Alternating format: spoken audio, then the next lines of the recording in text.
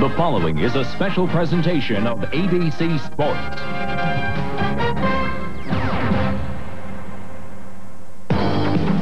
These are the eyes of Mario Andretti, Indianapolis 500 champion.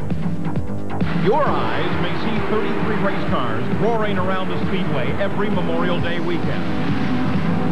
But these eyes have seen and lived the race for the past 4 decades. When these eyes were 25 years young, they were wide and probing as they saw for the first time the Speedway history and tradition. The first time on the track, the rookie test, then the Speedway's 49th Indianapolis 500. Today, they'll again see the Speedway's time-honored traditions of fanfare and spectacle.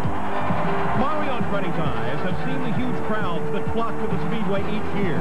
Today, they'll scan a crowd of over 500,000 people. The eyes are the windows to the soul. These eyes reveal the very core of a man who has raced in 28 Indy 500s. Here is a man who has won at Daytona, who has been crowned the Formula One champion, and his personal pinnacle, a win at Indy. But that was a quarter of a century ago. Since then, he's won races and championships. But these eyes have too often seen the frustrations of driving the Brickyard.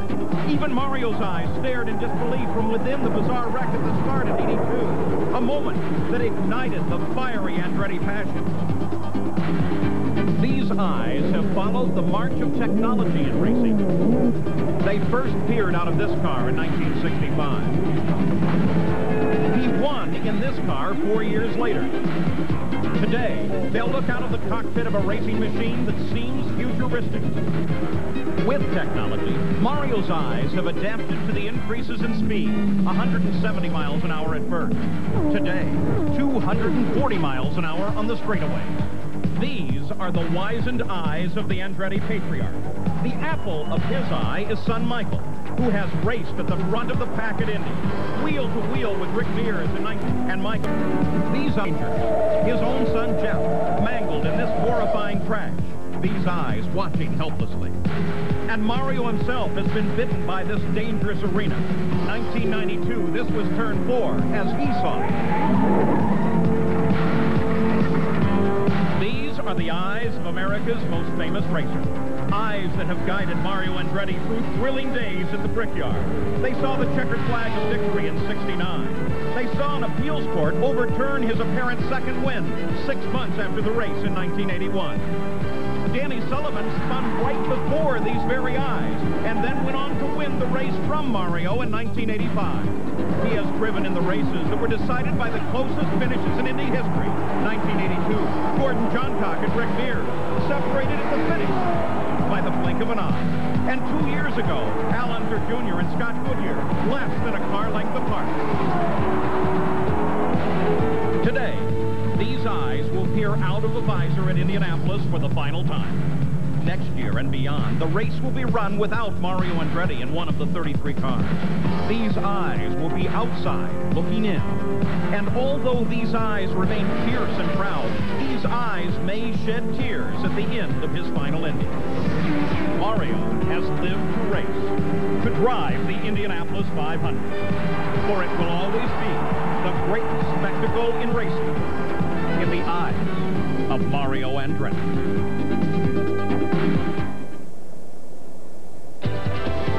Live from the world's greatest race course, the Indianapolis Motor Speedway, ABC Sports presents the 78th running of the Indianapolis 500-mile race. It's an enormous crowd, the largest single-day crowd in sports that since 5 o'clock this morning has been filling the world's largest stadium. The track is alive with fanfare and festival. But back in the garage area, there is a quiet before the storm. Mario Andretti's eyes are 54 years old now. They have witnessed so much change. Mario watched Andy Granatelli bring the turbine-powered cars here in '67 and '68, only to fail in the last laps. Will he witness something similar today with that new Mercedes-Benz engine?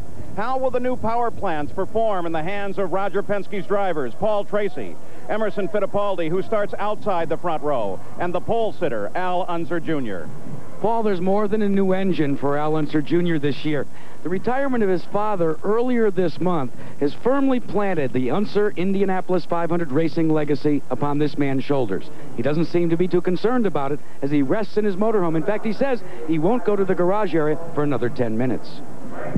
Since the first Indy 500 back in 1911, 599 men and 2 women have driven the race. One of those women is running today, Lynn St. James. She had a massage last night, slept well, has been reading letters from well-wishers. It's her 3rd Indy, and she's ready. Within the hour, 24-year-old rookie driver Brian Herta will start his first ever IndyCar race. At present, he appears remarkably relaxed, due primarily to comfort from his legendary car owner, A.J. Foyt. Bobby Rahal remembers all too vividly the bitter disappointment of 1993 when he was bumped from the field for the first time in his career. But the despair of '93 now forgotten, a giant sense of relief. Bobby Rahal stretches out, relaxes in the solitude of his garage, knowing that he has a great opportunity today, and he fully believes that they may come up with a stunning upset.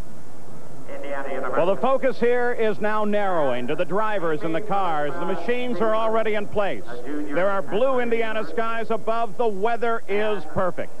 Welcome to Indianapolis. I'm Paul Page, and I can't remember a 500 that has generated so many questions. Can Roger Penske overcome the uncertainty of his new Mercedes-Benz engine and score his 10th Indy win? His drivers, Al Unser Jr., Emerson Fittipaldi, and Paul Tracy, have had the fastest straightaway speeds this month.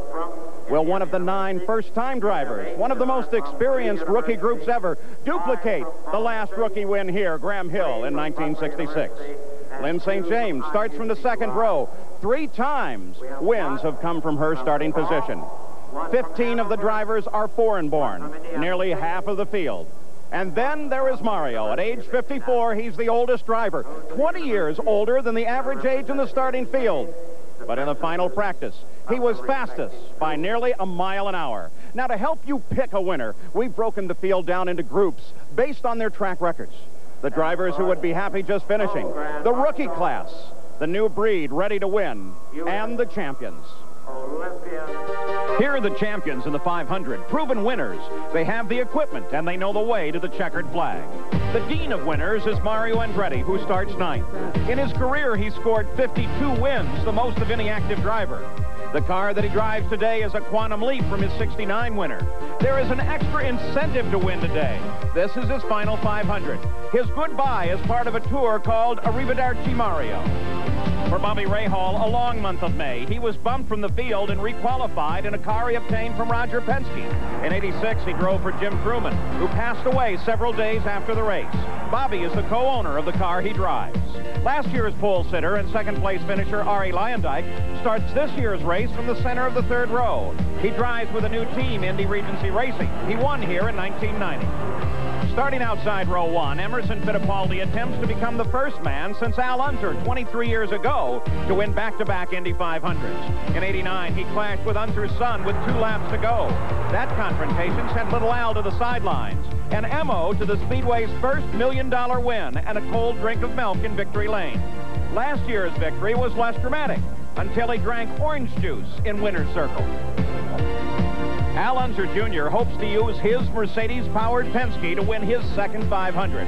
He won the first 2 years ago. It was the closest finish ever. 2 weeks ago, Little Al became the fastest qualifier in the field, taking his first Indianapolis pole to the delight of his dad and his car owner, Roger Penske. Big Al's likeness appears 4 times on the Borg-Warner Trophy. Little Al's just once. But Grandpa and Dad are already preparing a face for the next century, Mini Al. With the retirement this month of greats like Johnny Rutherford and Al Unser, these 5 former winners account for only 6 previous wins. And young Al Unser Jr. is giving some suggestions to his father, the older Al Unser Jr. But, Al, what would a 2nd victory today mean to you? Well, you know, it'd mean everything to us. You know, this is what we live for, is the Indy 500, and now I'm with the best team out there with the Marlboro Team Penske, and so we're just we're waiting for the time to go by to get dressed and go out there and have a good, safe race is what's important. Let's check in with Gary Gerould. Well, Jack, Mario Andretti has just gotten changed into his driver's uniform. Mario, we're all curious. Are the emotions any different now as you get ready for your 29th and final opportunity to win this race at Indy? Well, yes, they are different to some degree, of course. Seems like I'm getting a little more attention, and which is, I think, very nice. But as far as approaching the race and everything else, the same basic anxieties and the same basic goals. You know, you just go in there and hope for a great result and come away, as I say, happy. I'll tell you what, one of the great ambassadors of all time, getting ready for this final attempt. We wish you well. We go to Jerry Punch.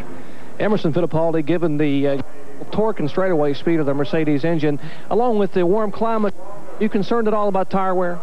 Well, I think the tire wear is going to be a concern for everybody.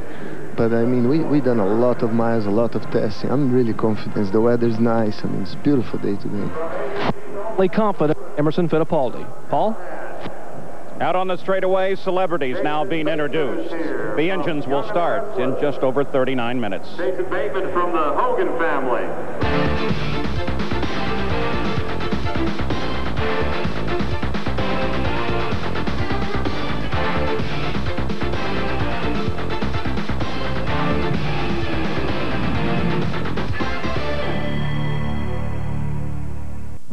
The 78th Indianapolis 500.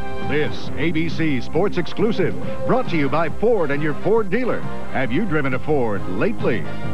Valvoline. People who know use Valvoline. Cold filtered Miller Genuine Draft. Get out of the old, get into the cold. And A1 steak sauce. A1. It's how steak is done. Welcome, Kirk Hendricks. We're back live at Indianapolis, where Roger Penske is the winningest owner in Speedway history. He has a reputation for bold, successful moves. Much of the news this month has been the introduction of new Mercedes-Benz engine by Roger Penske. Sam Posey is at the Penske garage. Well, Paul, the Mercedes stirred controversy because it was built to different rules than most of the other engines in this race. These rules, on the books since 1992, were written to encourage engines similar to those in passenger cars. Now, this engine is completely legal, but it is not intended for passenger cars. It's intended for this race only. Now, other engines have been built to these rules, including one that holds the track record here. But they have been chronically unreliable, had a tough time finishing the race. Now, Roger Penske, your team has won 8 of the last 15 Indy 500s. Your cars have been running very well with your regular Ilmor engines.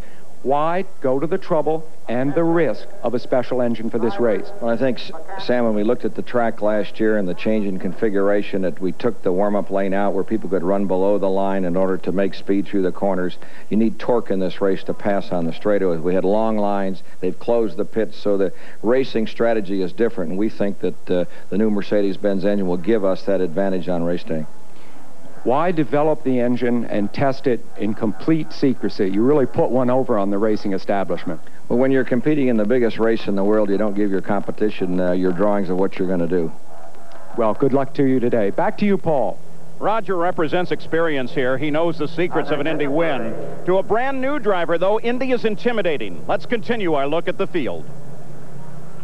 While they're called rookies here, the new drivers are veterans and champions from other series. Mauricio Gugelmin is a 5-year veteran of Formula One. At home in Brazil, he is a TV commercial star advertising poultry, a product he not only sells, but can cook skillfully with a little pasta. Brian Till brings a degree from Baylor University and Indy Lights experience to his first 500. He'll try and make his mark in a year-old car. Dennis Vitolo makes his first Indy 500 start after racing in the series for over 6 years. He and his wife Corinne mortgaged all they own so Dennis can race. To the inside of Vitolo in the 14th position sits his teammate Hideshi Matsuda. Last year, Matsuda was at his first Indy, not as a driver, but a pit announcer for Japanese television. Adrian Fernandez is driving for the same Rick Gallis team that orchestrated the 1992 victory. Mexico's Fernandez starts in one of the new Renard chassis. Scott Sharp, the 2-time Trans Am champion, is making his second start on an oval track. A successful qualifying effort here was rewarded with a 3-year contract signed at the end of the run.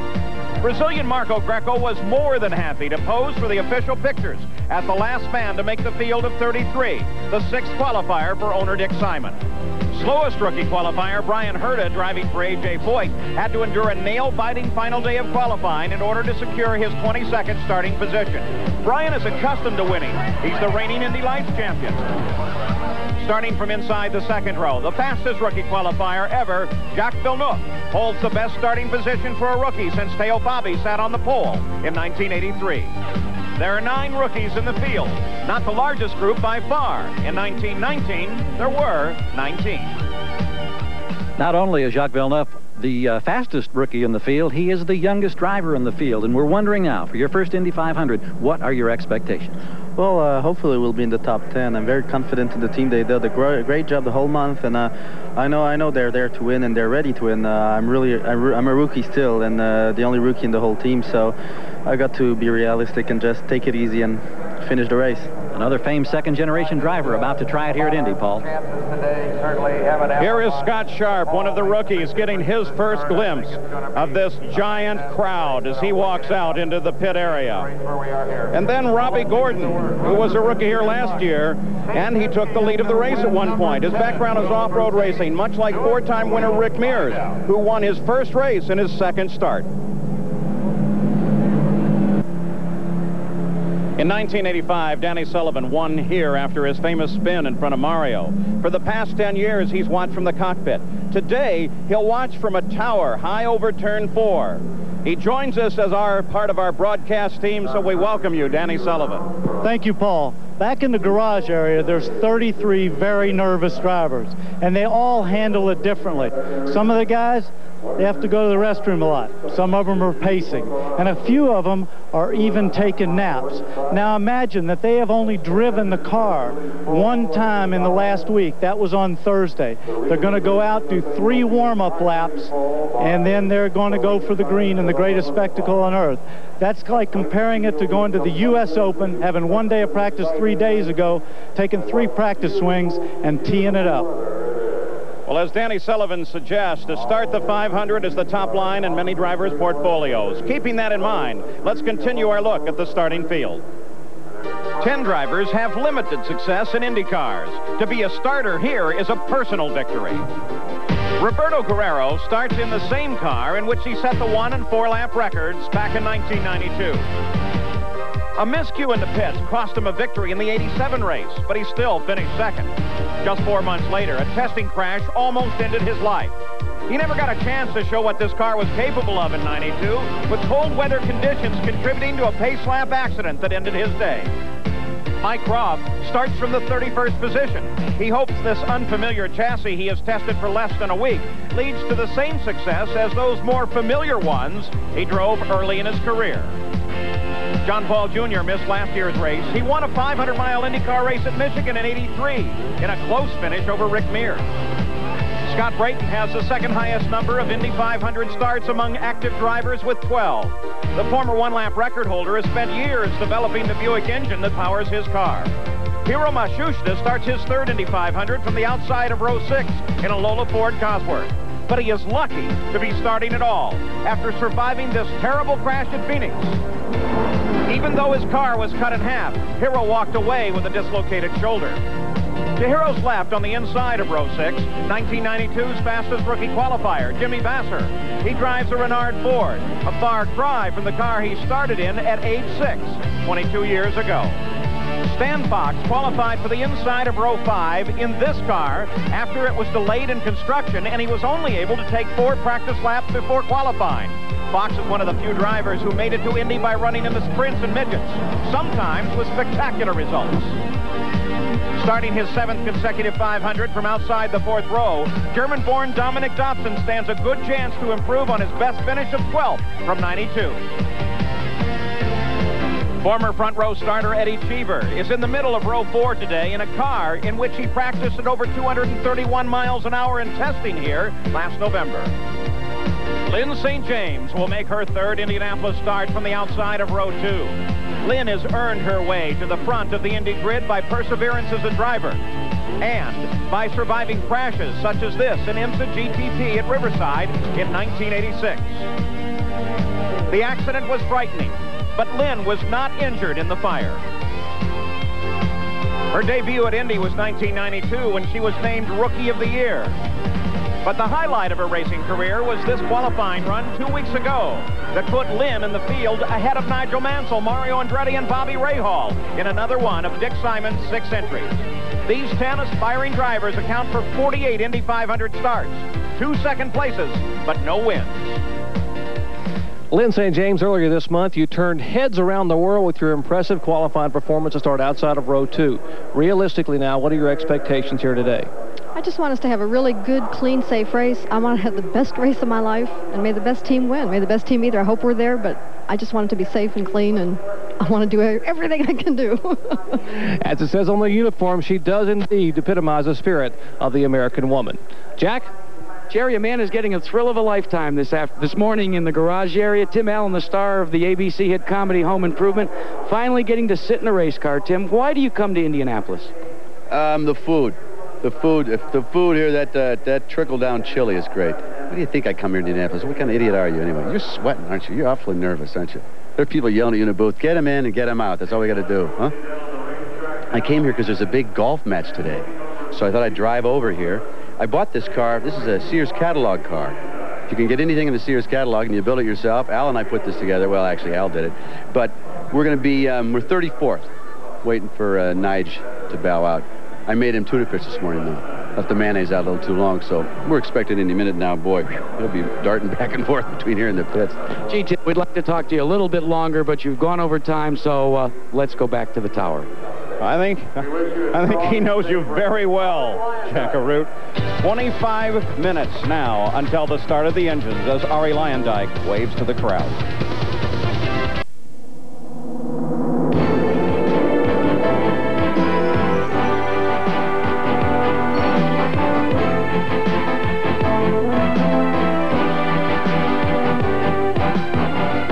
Designated as one of America's national landmarks, the Indianapolis Motor Speedway Museum keeps alive the history of the Indianapolis 500.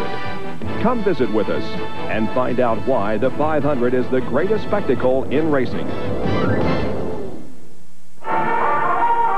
Downtown Indianapolis from the Goodyear Blimp Spirit. This is the 70th year that Goodyear Blimps have covered the nation's top sporting events. Now, let's continue our look at the starting field. 9 drivers have scored wins in the top levels of racing and are contenders for the 500. They have the speed and the savvy to win.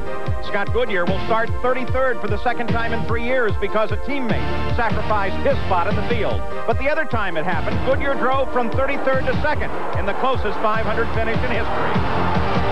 Stefan Johansson makes his second Indy 500 start from the outside of row 9. Last year, this Swedish driver was the highest starting rookie and drove a steady race to finish 11th. The young Canadian Paul Tracy will be starting his third 500 for Roger Penske in one of only 3 cars powered by the potent Mercedes-Benz engine. Paul prepares for the racing season by riding through the rough terrain on his mountain bike. But he didn't expect this rough terrain when on the day before pole qualifying, he took a hard shot into the wall. An overnight stay in the hospital cost Tracy a chance at the pole. That's why he starts from the inside of row 9. As a rookie in '83, Teo Fabi qualified on the pole. Today he starts from the outside of the 8th row, driving for Jim Hall, an owner with 2 previous 500 wins in '78 and in '80. As a rookie last year, Robbie Gordon led the Indy 500. This year he starts from inside the 7th row and hopes that his ride is much smoother than the long-distance off-road races he's won. Robbie is now the lead driver for the Derek Walker IndyCar team. The nephew of Mario and godson of his car owner A.J. Foyt, John Andretti makes his 7th 500 start from inside row 4. John is a versatile driver, accustomed to high speed. Last year, he was winning matches in a top-fuel dragster. Last Saturday night, driving car 14, he was involved in this spectacular multi-car accident while racing a stock car at Charlotte Motor Speedway. When today's 500 is over, he'll fly to Charlotte and race another 600 miles. One of Nigel Mansell's few remaining goals in racing is to win the Indy 500. He begins his quest today from inside row 3. Last year, he was named Rookie of the Year and almost won the race. But his lack of experience showed on this restart with 16 laps to go, as he fell to third behind Fittipaldi and Lyondike. But he learns fast, winning 5 other races in the series to take the PPG Cup as series champion. Starting from the inside of row 2, Michael Andretti looks to add to the 337 laps he has led at Indy.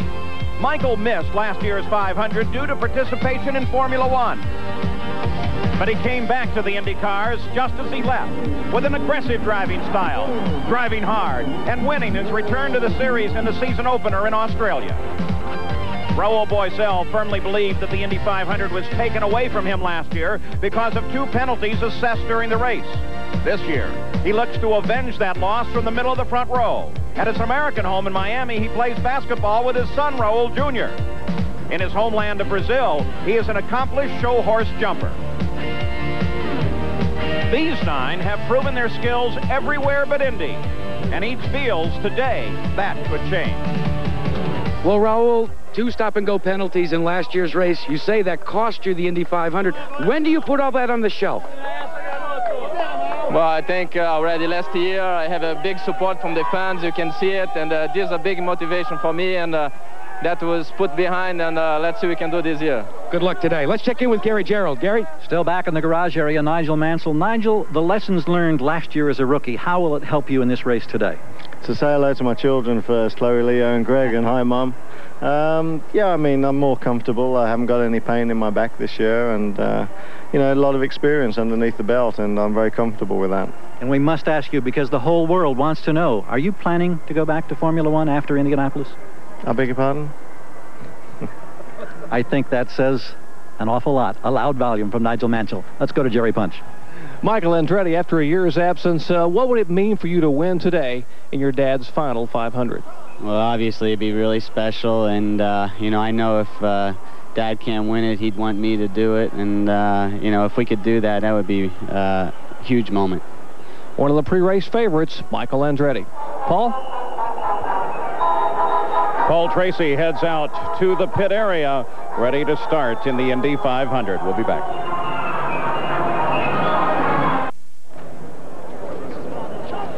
Mario Andretti, as he now makes his way from the garage area to his final Indy 500. What incredible memories and thoughts must be going through this man's mind here today.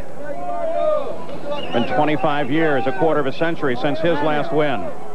Memories, Mario! And the fans still love him. Around the globe, the name Andretti is racing.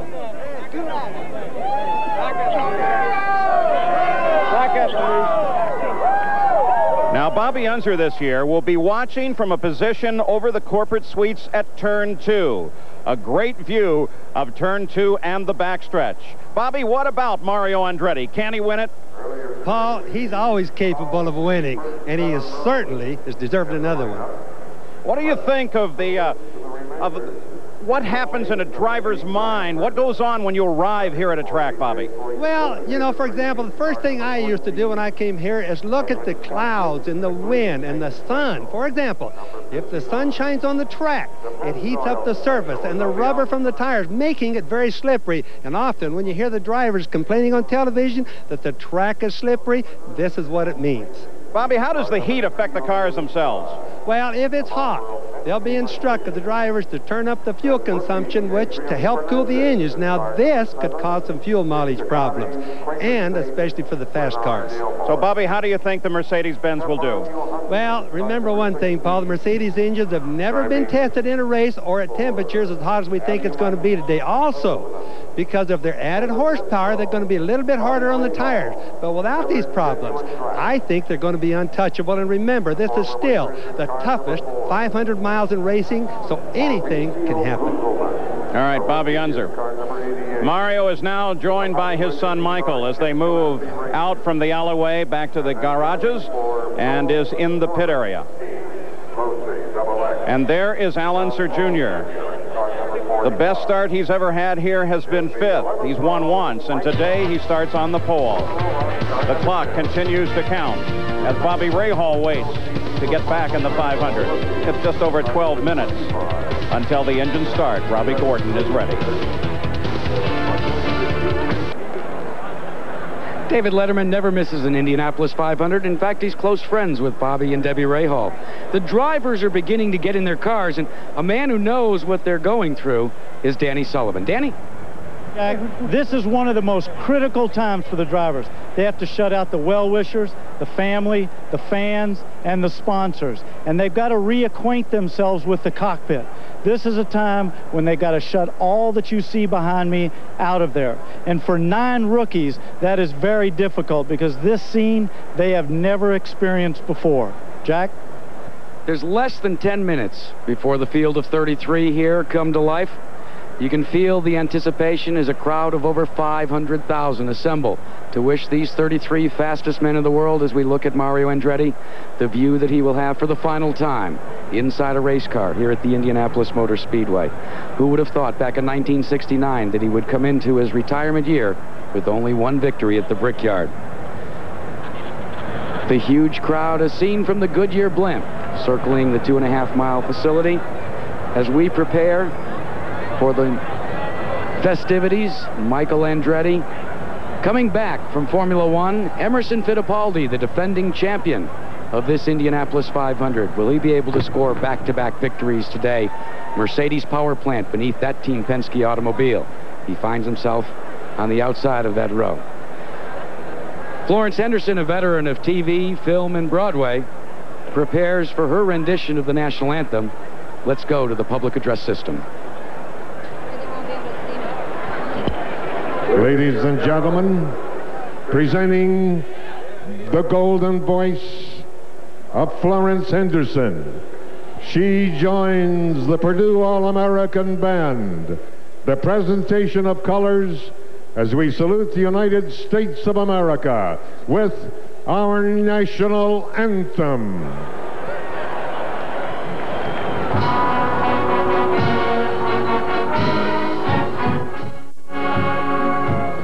Oh, say, can you see by the dawn's early light what so proudly we hailed at the twilight's last gleaming, whose broad stripes and bright stars through the perilous fight o'er the ramparts we watched were so gallantly streaming, and the rocket's red glare, the bombs bursting in air,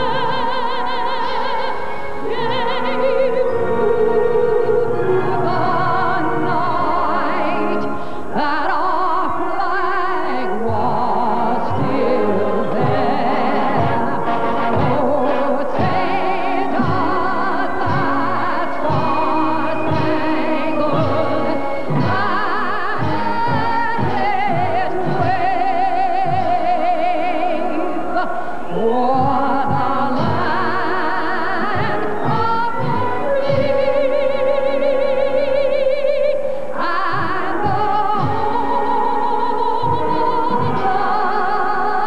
land of the free and the Well, full-speed Quittons were minutes away from the command to start engines. We'll return after this message and a word from our ABC stations. World's greatest sporting event. We're back live in Indianapolis. On this, the Memorial Day weekend, the Indianapolis Motor Speedway pauses in its formal ceremonies before the start of the engines to honor those who have sacrificed their lives in the defense of the United States in war. Sport.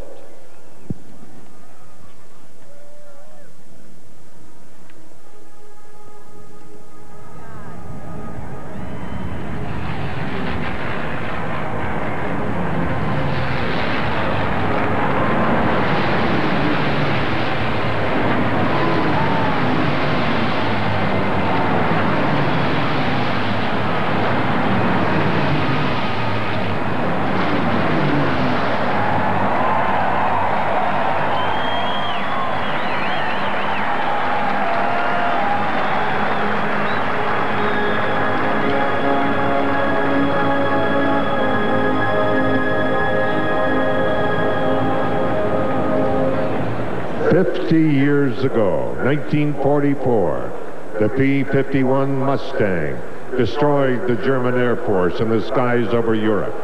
The formation you just saw, P-51s, led by General Chuck Yeager, who shot down 13 German aircraft in 1944, 5 during one mission. General Yeager, no stranger to the Speedway. He's driven the pace car in 1986 and 88. He was the first pilot to fly faster than the sound in the Bell X-1 in 1947. Flying with General Yeager, Tom Woods, Paul Romine, and Brad Hood. The P-51s, a salute from them, a reminder of 50 years ago.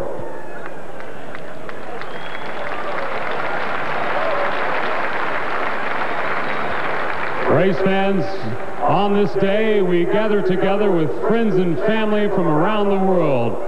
It's so nice to be back home again in Indiana. Please welcome our dear friend, Jim Neighbors.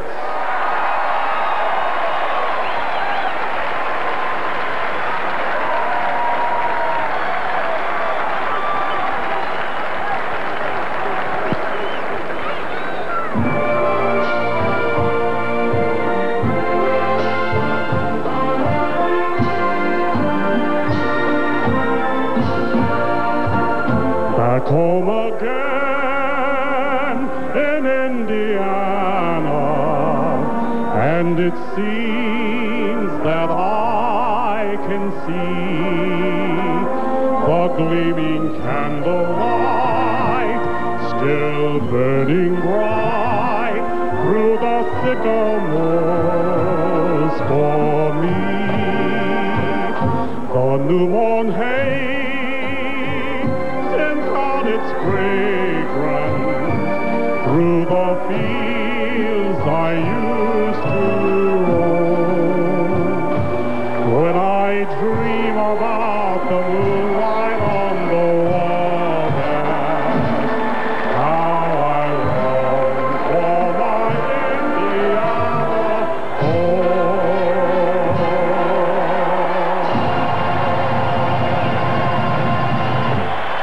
Jim Neighbors.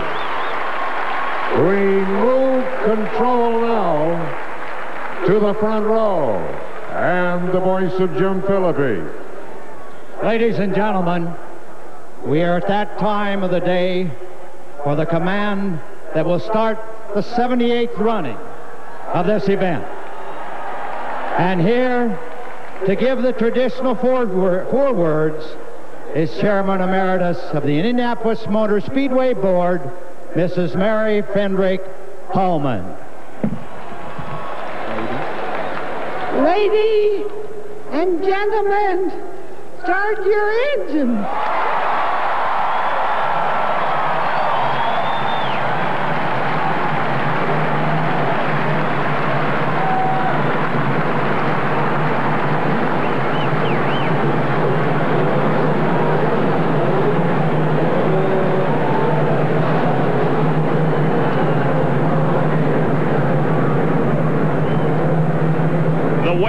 Come to an end. The engines are started on the straightaway at Indianapolis. The crews with one final check. Onboard camera of Robbie Gordon's car. Let's go down. Jerry Punch. A.J. Foyt, what advice have you offered your rookie driver who's about to make his first ever Indy start? Told him watch you start for 4 or 5 laps and we'll race for 400 miles on. If anyone knows how to get the job done here at Indy, it is A.J. Foyt. Paul? A.J. will be driving one of the parade cars here today. The pace car itself will be driven by the great Parnelli Jones. Here's the onboard camera on the nose of Bobby Rahall's car. How do you like that? Now here's Gary Gerald. A 4-time Indy 500 winner, Rick Mears, this field about ready to move. Your concerns about the reliability of this new power plant to go 500 miles? Well, the Mercedes has been running very well all month. You know, we knock on wood, we're keeping our fingers crossed so we can get the full 500 miles in. We've made it with some test motors, so you know, hopefully these will make it. And we just need to run all day, work the traffic, and spend in the first half, get to the second half, and then we'll see. We still miss you not being out there on the racetrack, Ray. Thank you very much. All right, let's go to Jack. As the cars pull away, Dick Simon, you've got 6 cars in the field. Where are you going to work in which pit today? Well, I'll be down in the Duracell pit in J.C. Penney's Berlin, and actually up and down like crazy. We're just really proud to have 6 cars in the show. It's the greatest show in the world. Did you tell Raul anything about the first lap? Who's going to lead it? I told him not to back off at all, because all month the Mercedes have been going slow through the corner. Well, all right, one car with a problem. John Andretti. They have not yet started that car, despite the fact the rest of the field has pulled away. And now they'll push the car. Yep, there he goes. They got him started. Raul Boesel, as he pulls forward on the line. 500 miles, 200 laps, the race record held by Arie Luyendyk as we look at the Valvoline race analysis. The first fuel stop expected, bar in yellows, at 25 laps. Field on the backstretch. The weather here today, the track temperature up to 112 degrees, but it should be one magnificently beautiful day here in Indianapolis. Not a cloud in the sky. Here's Jack Arute. Well, Paul, there's been major changes on pit road. First of all, the signaling area that was once 11 feet, it's narrowed down to 5 feet. A new concrete retaining barrier on the outside to brand new asphalt lanes of racing on pit road. Then the concrete where the cars will be serviced. That resulted in an additional 6 feet for the crews. The crews have a brand new toy as well. They'll be able to keep up to date on the standings and the lap speeds with this handheld video pager. We have in-car cameras all over the place. This one looking over the right-hand shoulder of Nigel Mansell, hoping not to make the rookie mistakes of last year. On Michael Andretti's car, look at this. Is this a great new angle? In this field, an assortment of chassis led by Lola. Renard with 7, the 93 Lola 6. Those 94 Penske's are something to keep an eye on. And then what about the engines in the field? Dominated by the Ford Cosworth XB, 7 Ilmor Indy V8s, and of course those 3 Mercedes-Benz that will be the focus of everyone. Let's go to Gary. Paul, so much has been said, of course, about this controversial Mercedes-Benz power plant, new to this race, new to IndyCar racing. A couple of significant questions still unanswered. Will fuel consumption problems become a concern as this day evolves? And secondly, does it have that reliability, the durability to go 500 miles under race conditions? Now, the 3 Penske drivers think they've answered that emphatically with more than 7,000 miles of testing this month with that new engine. But there are 30 other drivers and teams that really want to know if their fears of a Mercedes dominance have been justified. On board with Mario Andretti's car in his last Indianapolis 500 as he drives his Arrivederci Tour. And Raul Boesel over his right shoulder, the pace car just ahead. Let's go to Jerry Punch. All success in motorsports requires commitment and sacrifice, and no one understands that better than rookie Dennis Vitolo and wife Corrine, who have mortgaged their lives and to some extent their future to be here today.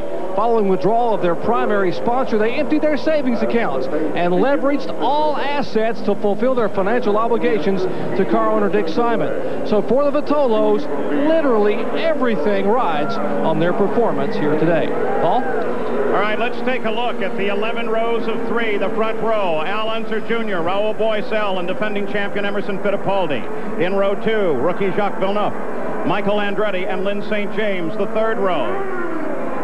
Nigel Mansell, Arie Luyendyk, and Mario Andretti. As we saw a puff of smoke off of one of the cars. John Andretti had the car in the wrong gear, couldn't roll away. He has now. Eddie Cheever, Dominic Dobson in the 5th row. Stan Fox, Hidesi Masuda, and Dennis Vitolo. In row number 6, Jimmy Vasser, rookie Scott Sharp, and Hiro Matsushita. The 7th row, Robbie Gordon, Roberto Guerrero, and rookie Brian Till.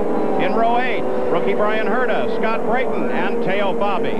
The 9th row is Paul Tracy, Adrian Fernandez, and Stefan Johansson. The 10th row, former winner Bobby Rahal, rookie Mauricio Gugelmin, and John Paul Jr. And the 11th and final row, Mike Groff, rookie Marco Greco, and Scott Goodyear. Bobby Unser, as we take a look at him, what are you thinking? Well, Paul, from up where I'm standing, I can really see down the cockpits. Nobody of the drivers are waving to the crowd. It's concentration time. They're doing their last-minute adjustments inside, the last shoulder harness adjustment, checking their gauges, warming the oil slow. They're really in concentration right now.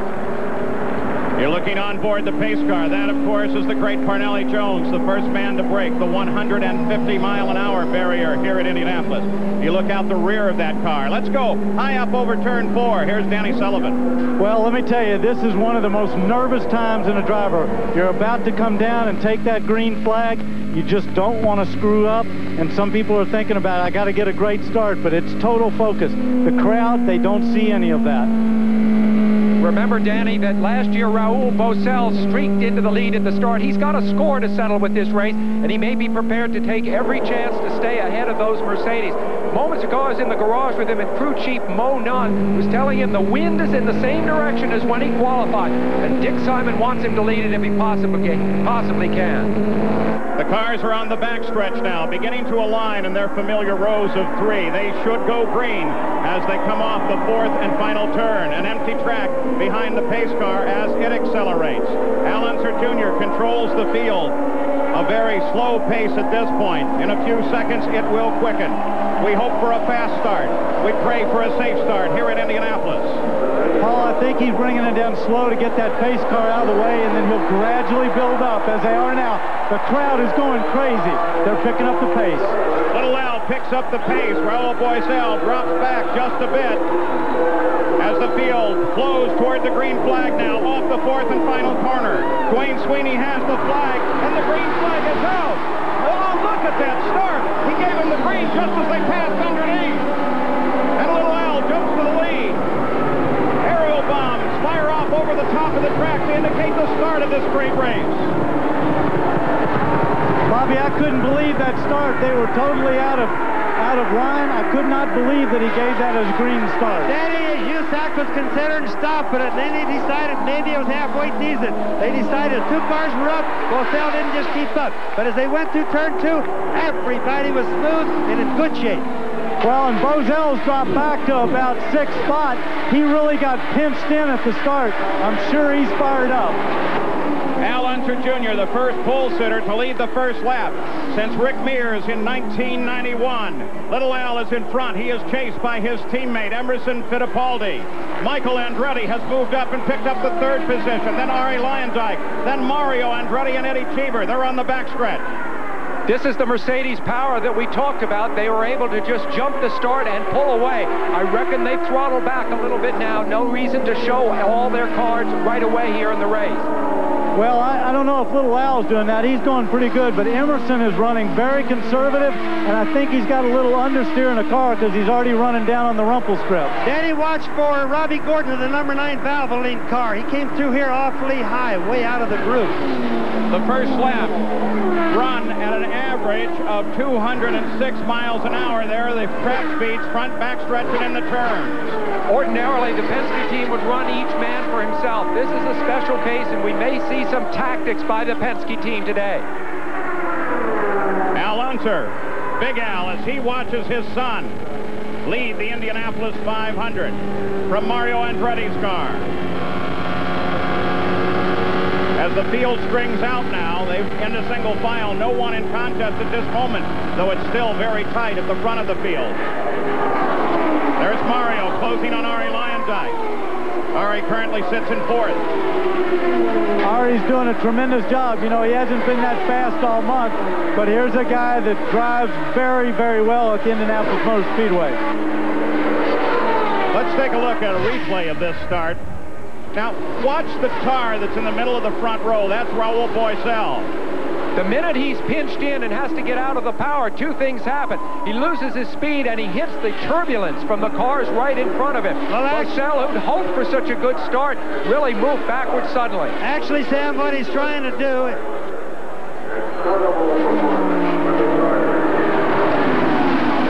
Raul Boesel has been talking to his crew over the radio as he drops back to 9th. Jack Arute, what's he saying? He was surprised, Paul, when he made that pass, when he lost that front row position. Dick Simon just told me he keyed the mic, and it was dead silence. That move left Raul Boesel speechless as well. Actually, I think what Boesel was trying to do was to force the 2 Penske drivers to slow down and come back to him. Well, Bobby, down here, they really pinched him. He had nowhere to go but to back out of it and get out of the gas, and they had a nice, steady build-up, and he just lost it. Being in the middle is a little rough sometimes on the start, Danny. That's right.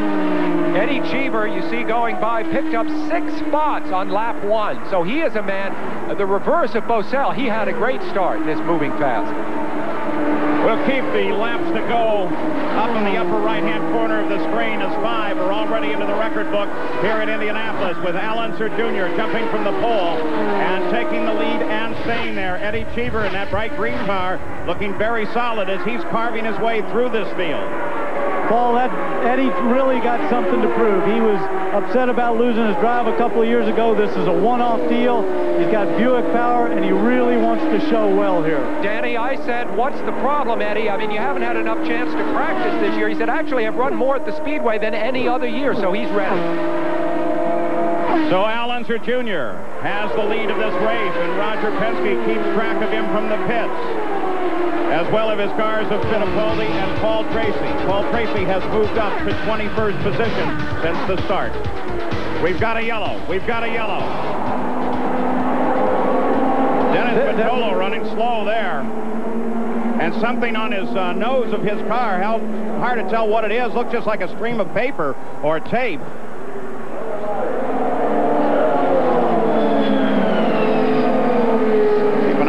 Car. Bobby Unser, Dennis Vitolo is coming your way. Can you get any idea? I'll take a look at him, Bob, and so far we didn't see anything the lap before.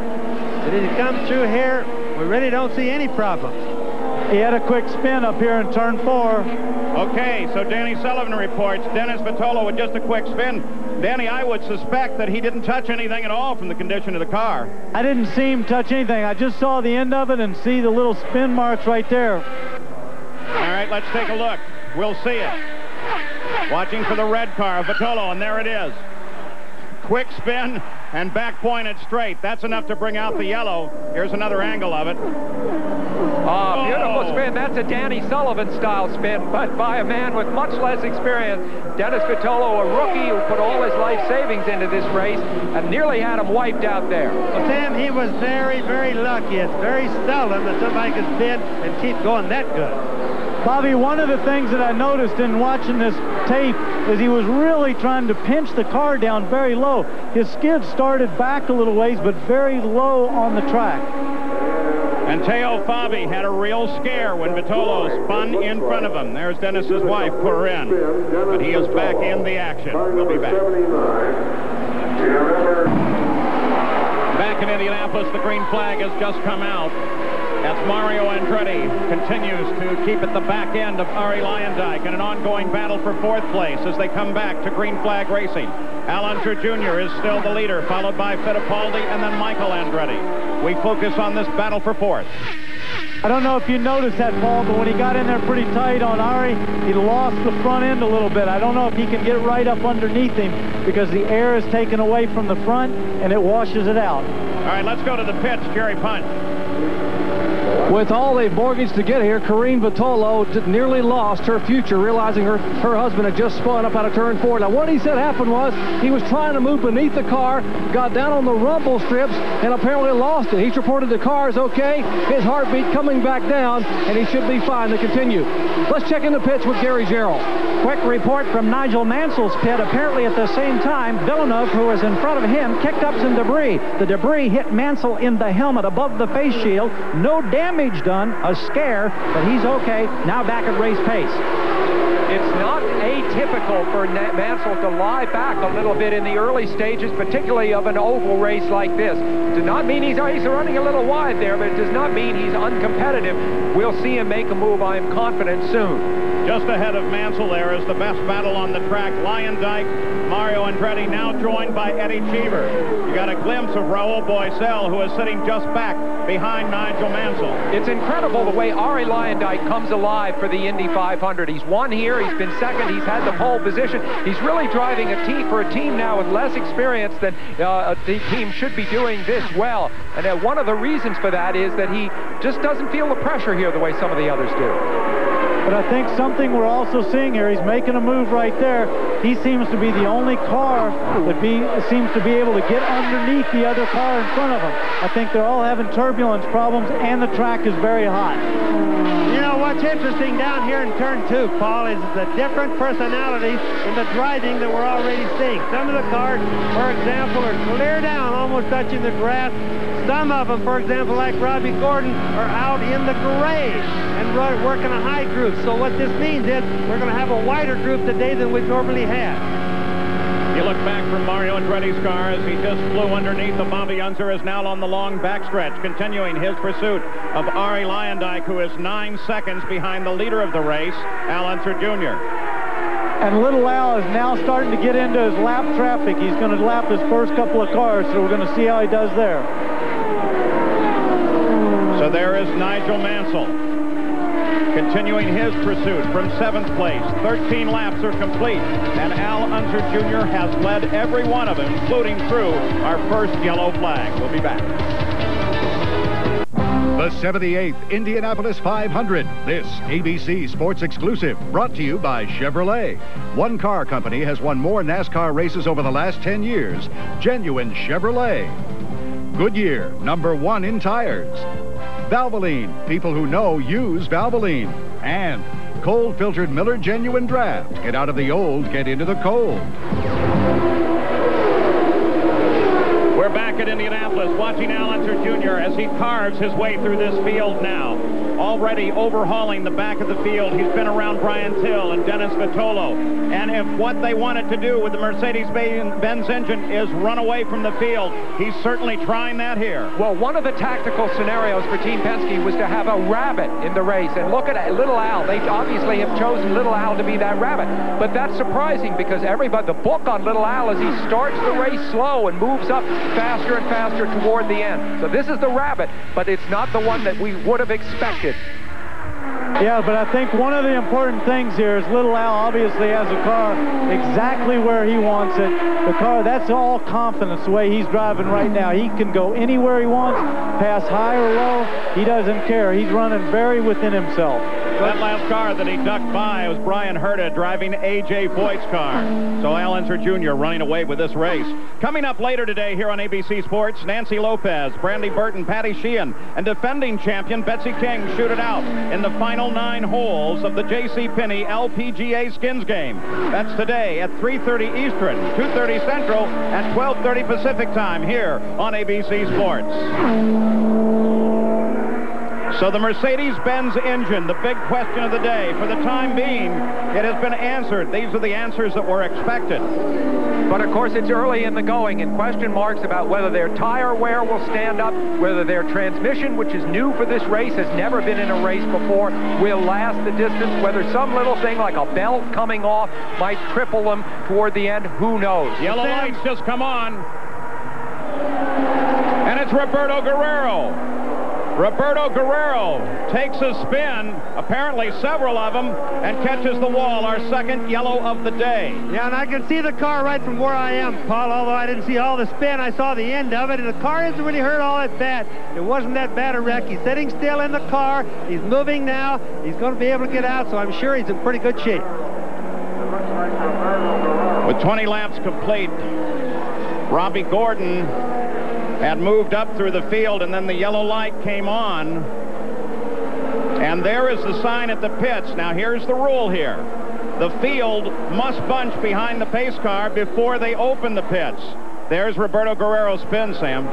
Well, the terrific thing is we've now had 2 spins, if you include the Dennis Vitolo one, and nobody hurt. And I think that the configuration of the track as of last year, with the aprons grassed over, it's terrific because the spins keep you away from the wall now. There he is in the center of the screen in the green car, losing it really low on the track, Danny, just the same way Vitolo did. Let's take a look at that first replay once again. We'll do it in slow motion now. Roberto Guerrero. He came off the turn too low, Paul. He was pinching it coming off the turn. And you can see he's going right across the short chute, sliding across, really slowed down the speed a lot. Comes out and bangs the car really very gently. Bobby, do you think that that is partly because of the understeer that they're all experiencing? Yes, what happens is they're pinching it too much coming off. A lot of the guys have been doing this down in turn 2. I saw Lynn St. James almost spin just a little bit ago.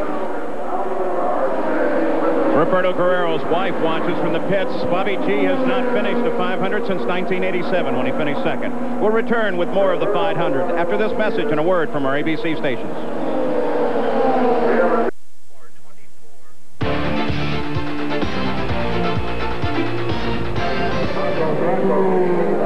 We're back live in Indianapolis where everyone headed for the pits, but Mario Andretti is still there, Gary. Yeah, Paul, they've taken off the bodywork. They've gone to work on the electronics in the right side pod. They tell us that the problem was the car would not idle when they came in under yellow for that pit stop.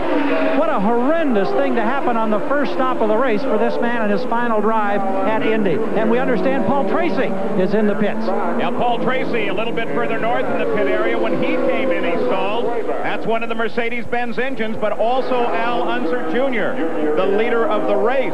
When he came in for his stop and started to pull away, this was what happened. Into the stop, the car's down off the jacks. But Paul, you know, it's not uncommon for top drivers to have problems in the pits. Last year, Mansell overshot his pit. Fittipaldi stopped at the wrong pit. Mario went into the pits too soon. Bosell passed another car. So this is not uncommon. And Sam, the problem there was that Little Al was being just a little bit too conservative, trying to take care of the transmission and the clutch. And sometimes you do that. You know, he's got a lead, he's got an edge, trying to take care of it, therefore a mistake happens. Bobby, that was absolutely right. He was just trying to be conservative and not spin the tires, do any damage to the gearbox. All right, let's go to Jack Arute. Well, Bobby Unser is absolutely right. There may have been a problem, just pre-race jitters. Remember what Danny Sullivan said, the fact that it's like teeing up for the U.S. Open. They haven't practiced any pit stops for quite some time. Now, there's a pit board across that signals to Al Unser Jr. The Penske radios are scrambled. The last time the board went out in front of Al Jr., it said radio out. We'll check on that, but there could be a problem with the radios on Team Penske and Al Jr. Well, don't forget, they also have one other method that only Penske has. He has like a little computer on the steering wheel that they can write messages to him. Let's go to Jerry Punch.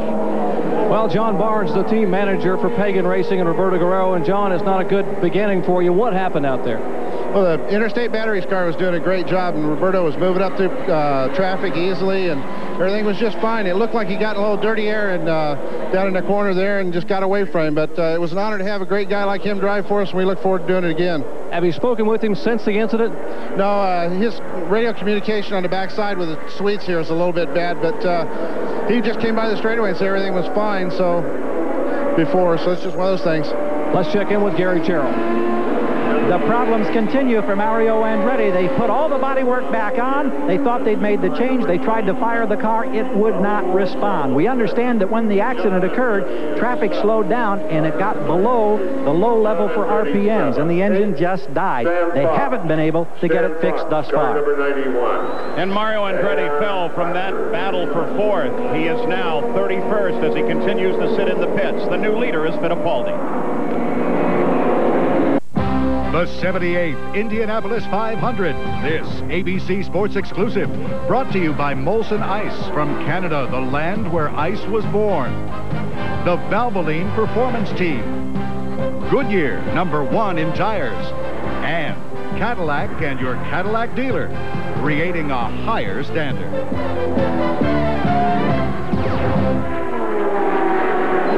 We've just come back to green flag racing in Indianapolis. Emerson Fittipaldi leading the field after Al Unser Jr. spent an extra 11 seconds in the pits due to a stalled engine. It dropped him down to third.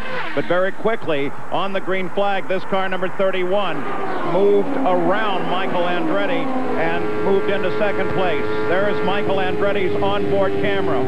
Is that terrific or what as he runs in third? And Paul, just so the people know, it looks like the right rear of the car is shaking on this shot, but it isn't. The camera is mounted on the wing, and that's what's doing the vibration, and it's a very minor vibration. Yellow light just flashed on, yellow light.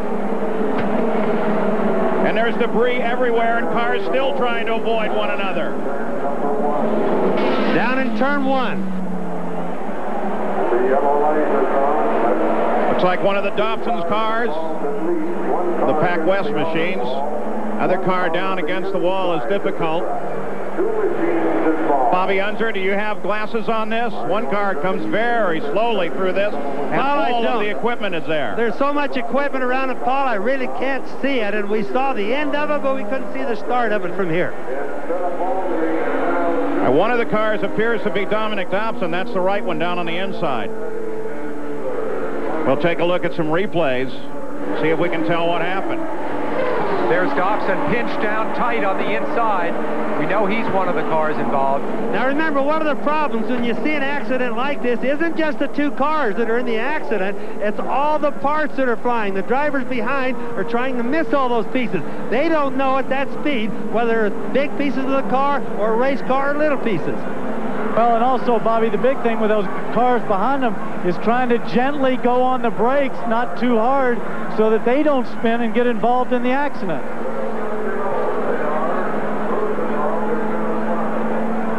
There it is again. Mike Groff is the other car.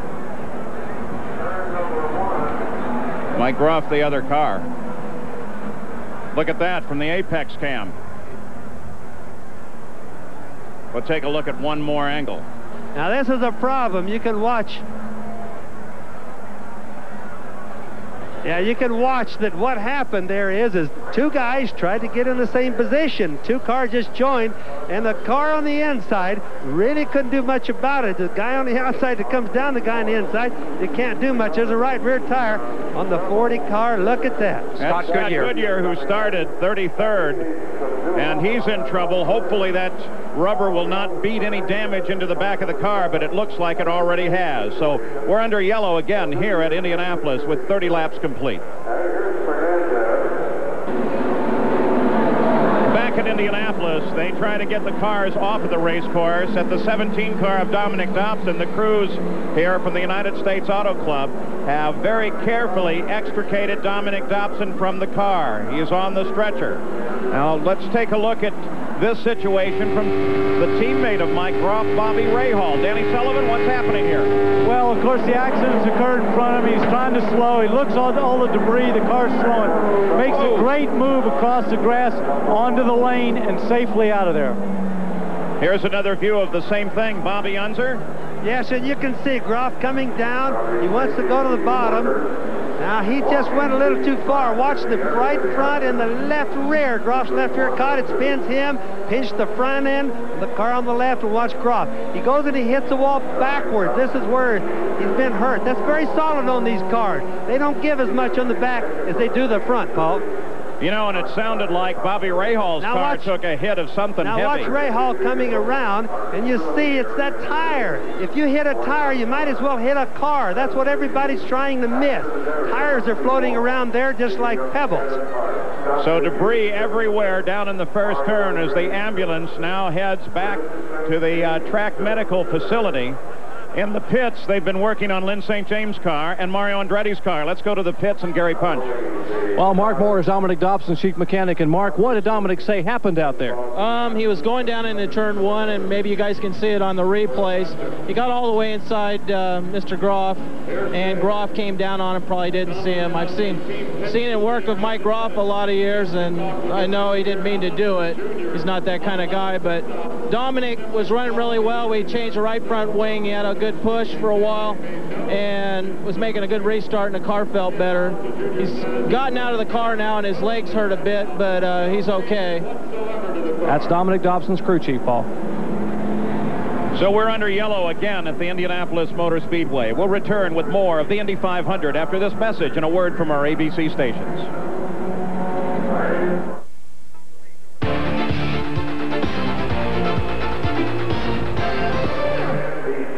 Mario Andretti has just climbed out of the cockpit after setting in abject frustration. Now on the wall, the helmet off. Mario, this crowd responding to all your years, and I know that this has to be as bitter a disappointment as maybe you've ever had at this great race plant. Yeah, it is. I don't know why things happen like this. It seems like just weird things are happening to me very early, and you know, it's obviously disappointing. You know, I think you know, we're doing all right. We're running okay. I felt very comfortable. And nothing else I can say, I guess.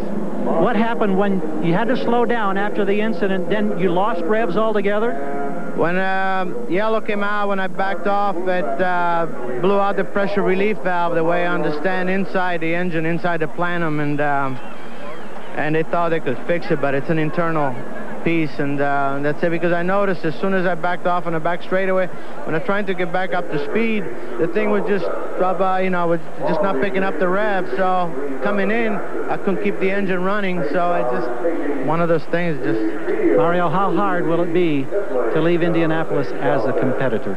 Well, it's hard, but Michael is out there and John are out there, and I'll be rooting for him. So. If I can win it, I hope they have many. And we'll see you next week at Milwaukee.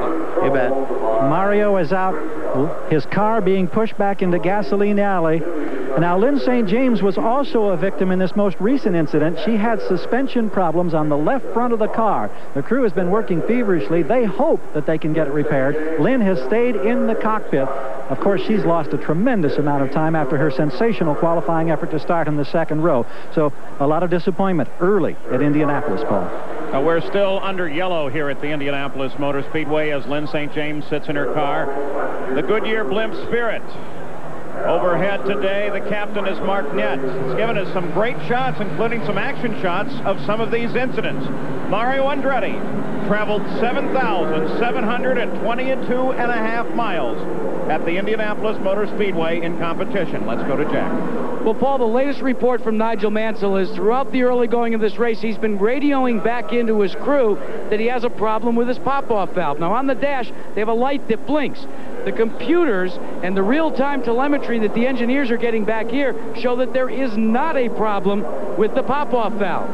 So what they're going to do on the next pit stop, and this is unbelievable, with millions of dollars of telemetry, they're going to take a tiny piece of black tape and cover the light so it won't distract Nigel Mansell. Well, that's the easiest, most expedient way to solve that problem. Danny Sullivan, let's look at this accident again. Watch especially Groff there on the left side of your screen, lower left-hand corner. Yeah, you can see Mike's ahead. I don't think he sees Dominic Dobson down there, and he comes down. He's focusing on the corner. Dominic's going in there, and with the change in the track from 2 years ago with the apron, there just was not enough room. They just touched wheels, and that's all it takes. Danny, I think he should have been able to see him. You know, I was watching his helmet visibility. He should have been able to see that orange wing to the left. I think he was just kind of hoping that he had enough momentum to get on by. I think it was certainly his fault, don't you? The look from Bobby Rahall's car, again behind the accident, and another car to watch appears to be Adrian Fernandez, who got up very high through debris, and they have towed his car back into the pit area as well. Remember that Rahal was involved with the Guerrero incident earlier, too, so he's having a very difficult day out here. It's a very big move to take to the grass because you can easily spin on the grass, but he does it, and it's a good idea because the trouble is all over on his right. Keep looking to the right there, and you see Groff and Dobson. Sam, sometimes you've got to go there, and you saw those little particles flying up. Those were little pieces. Don't forget, those are as critical as a car being there. You know, they can take the guy out just as easily or damage the suspension just as easily as a whole car. Another car involved, we mentioned it earlier, is Scott Goodyear, who got involved in some of the debris and has some severe damage to the right rear of the car. Now tonight, the fun begins at 6 Central with America's Funniest Hour, followed by Lewis and Clark. Then Morgan Freeman and Robert Guillaume start in the Sunday night movie Lean on Me. And tomorrow night, Forrest Sawyer hosts Day One. Then Robin Williams and Tim Robbins star in the ABC Network premiere presentation of Cadillac Man. That's tomorrow, starting at 8, 7 Central on ABC. Let's go to Jack Alute.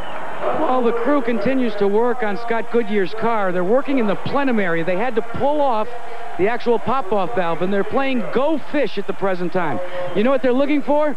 The throttle cable. Somehow it's been swallowed into the plenum, and that's the only thing keeping them from going back out. They've got to repair that. An unusual, but a serious problem as they work on Scott Goodyear's car. We're still under yellow, our third of the day at Indy. The 78th Indianapolis 500. This ABC Sports exclusive, brought to you by Valvoline. People who know use Valvoline. Buick and your local Buick dealers. Remember Buick, the new symbol for quality in America. cold-filtered Miller Genuine Draft. Get out of the old, get into the cold. And your local Yamaha dealer, who invite you to see their exciting line of motorcycles, ATVs, and snowmobiles.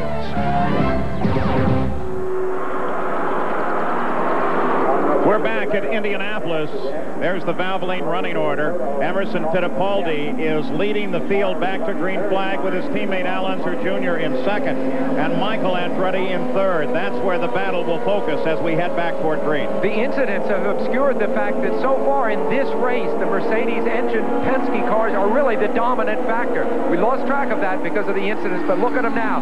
1, 2, and about to pull away from Michael Andretti in the red car there in third. And Rails, you can get an idea from how they accelerated from Michael, how much more torque they have down at low RPM, because Mercedes just literally took off from the Cosworth. But boy, take a look at Eddie Cheever as he jumped around Michael and is tearing after the leaders now. And Michael may have a problem. That's the second car to scream past. Michael is having a problem. Michael's pulling the left over here. He's down, Paul. He's having a serious problem of some sort. And they're crowding up behind him as Michael Andretti faltered as they came back to the green flag. And he continues to falter as the field now streams past. Yeah, but that's more of a problem. Jack Arute, you have an update? Yes, Paul, he's radioed in. He has a flat tire. He's going to have to come on to pit road. Tough break for Andretti. And that's something you can't always feel when you're under the yellow. It happened while he was under the yellow, but you don't feel it till you get back up to speed. Yeah, and he had to make the whole lap in that trouble.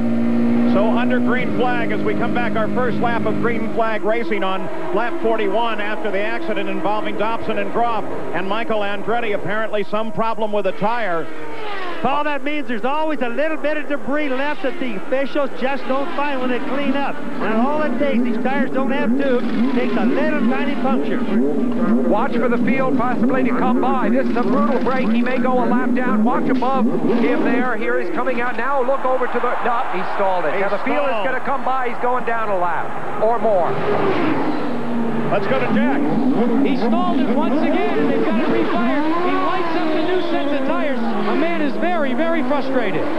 Now he tries to catch the field, but you can see the rest of the field streaming past on the outside as in a desperate move to merely try and get back in on only one lap behind. Here goes Michael, and he's flying out past Bobby Unser. Yes, he is, Paul. He's looking all right. I come down the track, blends in. Ironically, we're getting a sign down here that says black flag for number 27. I don't know if that's bad for USAC, but we got to watch that. We'll keep an eye on that because 27, of course, is Eddie Cheever, who currently runs in third place. Well, and he's diving into the pits right now. It probably had something to do with the restart. Now, the report from the USAC officials is that car 27 and car 1 have both been black flagged for passing under the yellow. And Eddie Cheever is furious. That would be the pass that he put on Michael Andretti. The problem sometimes is the drivers anticipate the track is going to go green. Somebody in front of them is getting away, so they hurry a little bit too much. The officials don't always agree with the driver, so that's the reason we have a stop and go penalty here with Eddie Cheever in the 27 car. Bobby, this would be really tough for Eddie, though, because remember, Michael was actually slowing with that tire problem. Yes, Sam, and he just moved into third place, and he's really been fast all day so far. And try this on Dressage. What that does to the field is puts Fittipaldi and Unser in front and John Andretti in third, 8 seconds behind the leader. Robbie Gordon started 19th. He's currently 6th. And Bobby Rahal started 28th. He currently runs 12th. Well, Paul, I think also Robbie Gordon, Derek Walker did a great move. He was about to go a lap down, made a change in the car. It was not handling good, and he's been strong ever since. I've seen him actually make some passes around the outside going into turn 4. Unbelievable. Danny, Robbie Gordon is up to 6th, and he is charging. Robbie Gordon, Sam, and Paul have done a few gambles on no pit stop. And Derry Walker's team, they really understand this racing pretty good. They've tried to get caught back up. They got his car handling.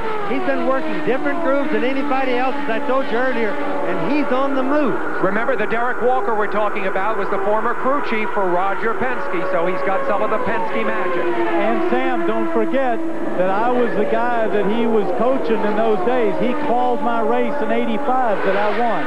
Gary?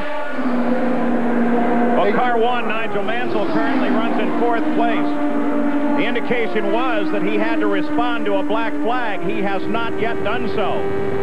See if we get a glimpse of it. The rumor mill would have Nigel Mansell offered $13 million and his car owner, Carl Haas, $21 million to make a return to Formula One racing to spice things up over there. You heard Gary Jarrell ask him if he was going. He declined to comment. The big numbers swirl around this man's future. You saw the black flag light there coming off of turn 2, the big number 1 telling Nigel Mansell he has to come in. Eddie Cheever has already come in. What's the attitude in the pits, Gary? Here's Larry Curry, who calls the shots for Cheever. What was the problem, and can you catch up? It's going to be tough to catch up. I think we can, but Michael Andretti had a problem. He came in the pits because he had a puncture. Eddie passed him when they went green because Michael knew he had a problem. So they penalized us for passing under the yellow. What are we supposed to do, pull over and stop? There you hear it from Larry Curry, and the black flag controversy is looming again at Indianapolis, Paul. But while we have suggested that the pass was on Michael Andretti, the officials report that the pass really occurred on car 5, and that's Raul Boisel.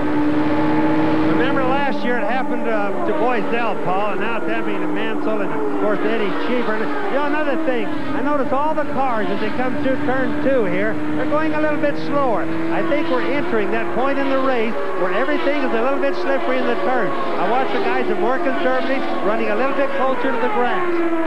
And we have reconfirmed with the United States Auto Club officials that the black flag was for passing Raul Boisel, both Cheever and Nigel Mansell. It's interesting that Boisel is now benefiting from penalties to Cheever and Mansell. As you pointed out, Bobby, last year, of course, it was Boisel who had 2 penalties.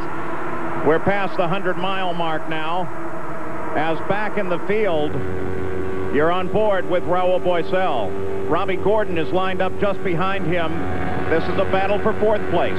You can almost watch his steering wheel as he goes through the corners, Paul, and he's really handling good. He's not pushing, and he's not loose. You can watch a good, steady amount of pressure. Watch when he rolls in to the turn here. Good, steady pressure on the hand.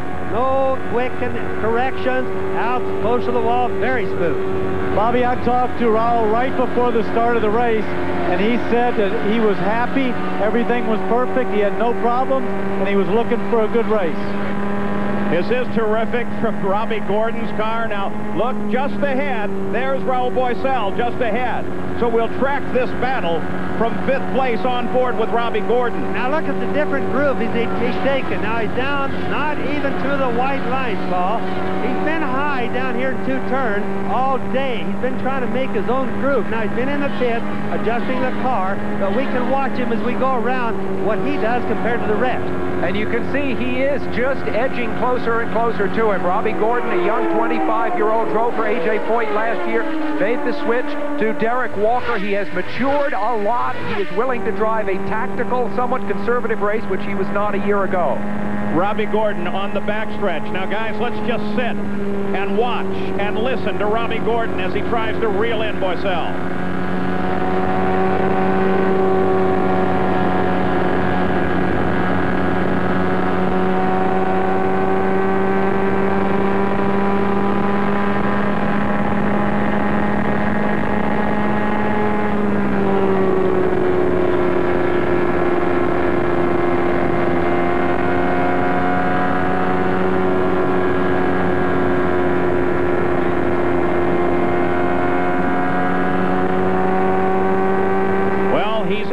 Closer and closer to Raul Boisel.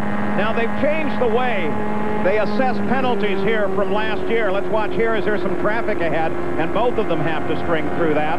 Raul Boisel, he goes a little inside, Danny. And look at that, he can go. I've never seen anybody today run around the outside like Robbie is. That is total confidence there. I just started to mention he's going to try to pass him on the outside. Whoa, look at this! Look at this! Unbelievable shot. Unbelievable shot. Into the first turn, they were drag racing. Now we're looking back from Boisel's car. Whoa, what an unbelievable view. Gordon lost speed with that outside pass, and Boisel, he looked at it as if he'd been blown off, but he came back. Well, here is the Valvoline race summary for those of you entered in the Valvoline Indy 500 giveaway. The leader after 50 laps was Emerson Fittipaldi. Stay tuned for the results at the end of the race. Remember, we've had 3 cautions here today. Thus far, 6 cars are out of the race. There they are.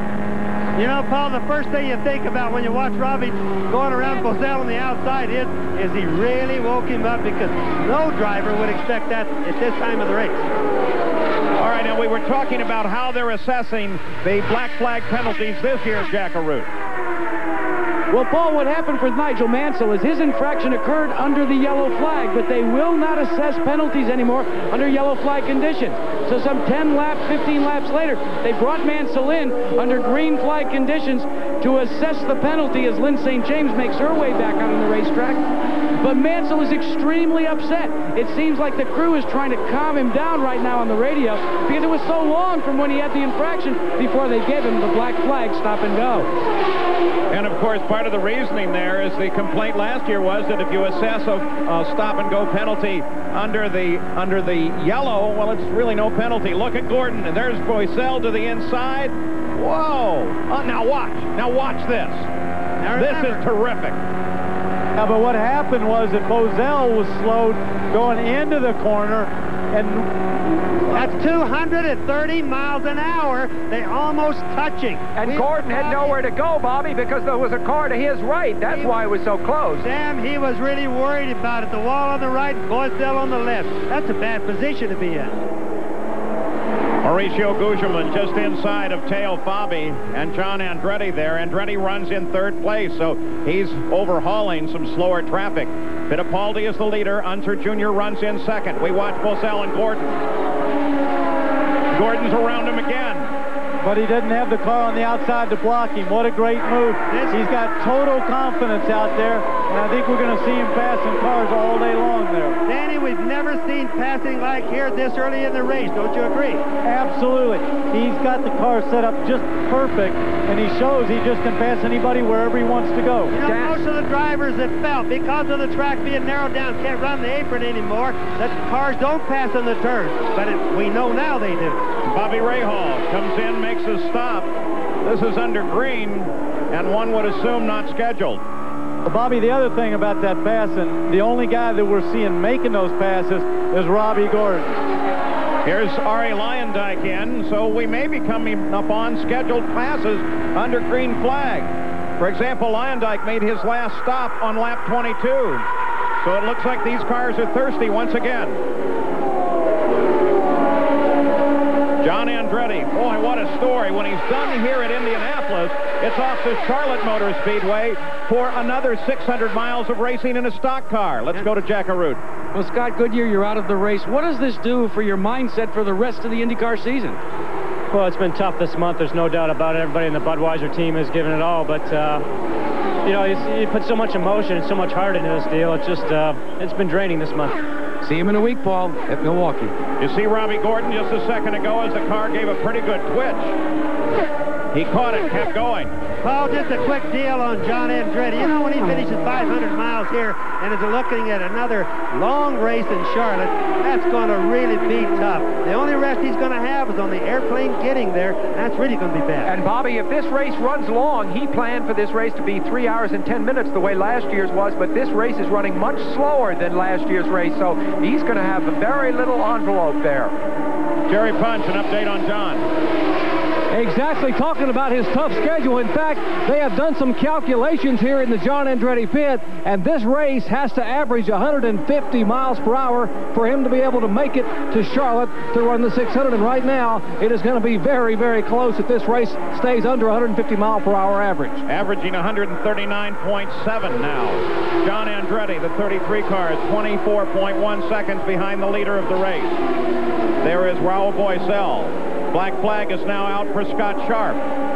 Bobby, one other thing I'd like to say about John, the hardest part is, of course, that the mental drain that you get from running in the Indianapolis 500 really takes its toll, and now to turn on again and go do a 600-miler at Charlotte is going to be awful difficult. Yeah, Danny, and these drivers live this race for about 3 days after it's over, so it's going to be harder from that standpoint, too. The blue and white car that we're watching here, coming by on the inside, Jacques Villeneuve.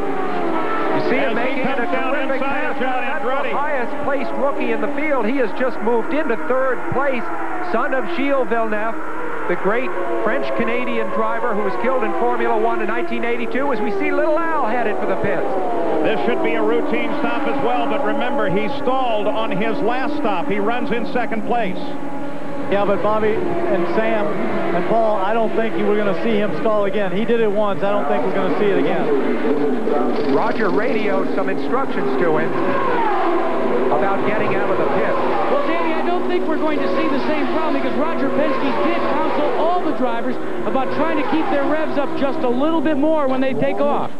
He comes awfully close, and he does again. What was that? He's got it refired again, but he actually rolling forward is what saved him. Now, Emerson Fittipaldi comes down to the pit road for a Penske tandem here. Let's see, no changes on Emerson, no changes on Al Jr.'s car. They are going to make no changes on Emerson Fittipaldi's car either.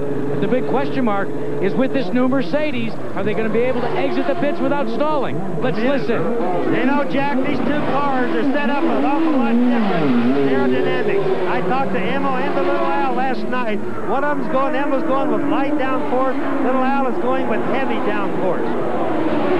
I think Penske has more confidence of his cars on the track than he does in the pits. There's Jacques Villeneuve again, running in third right now. Now, but with those stops, Jacques Villeneuve moves to the front of the field. And Jack Arute, both times the Penske cars came out of the pits, there was an unusual sound. What was it? Paul, it beats me. I think it may be just the sound of the Mercedes engine as it starts to come up. Now, remember, when we listened to the sound of Al Jr., he literally stalled the car, but the rolling momentum, he had enough forethought to be able to keep going and disengage the clutch. It caught at the last minute. He fired it up, and he left. Jacques Villeneuve leading the race reminds me, this is a rookie, and back in 1983, a rookie, Teo Fabi, also led much of the early stages of the Indy 500. The crew chiefs were the same. The man's name is Barry Green. He's masterminding this rookie's run today. Well, Jacques Villeneuve picked up the lead of the race only as he crossed over the line and was scored at the last lap, but he did not catch Fittipaldi. Fittipaldi was coming out of the pits, but Jacques Villeneuve appears to be the leader. We're going to check scoring because there seems to be a question. Is it Villeneuve or is it Emerson Fittipaldi? We'll be back.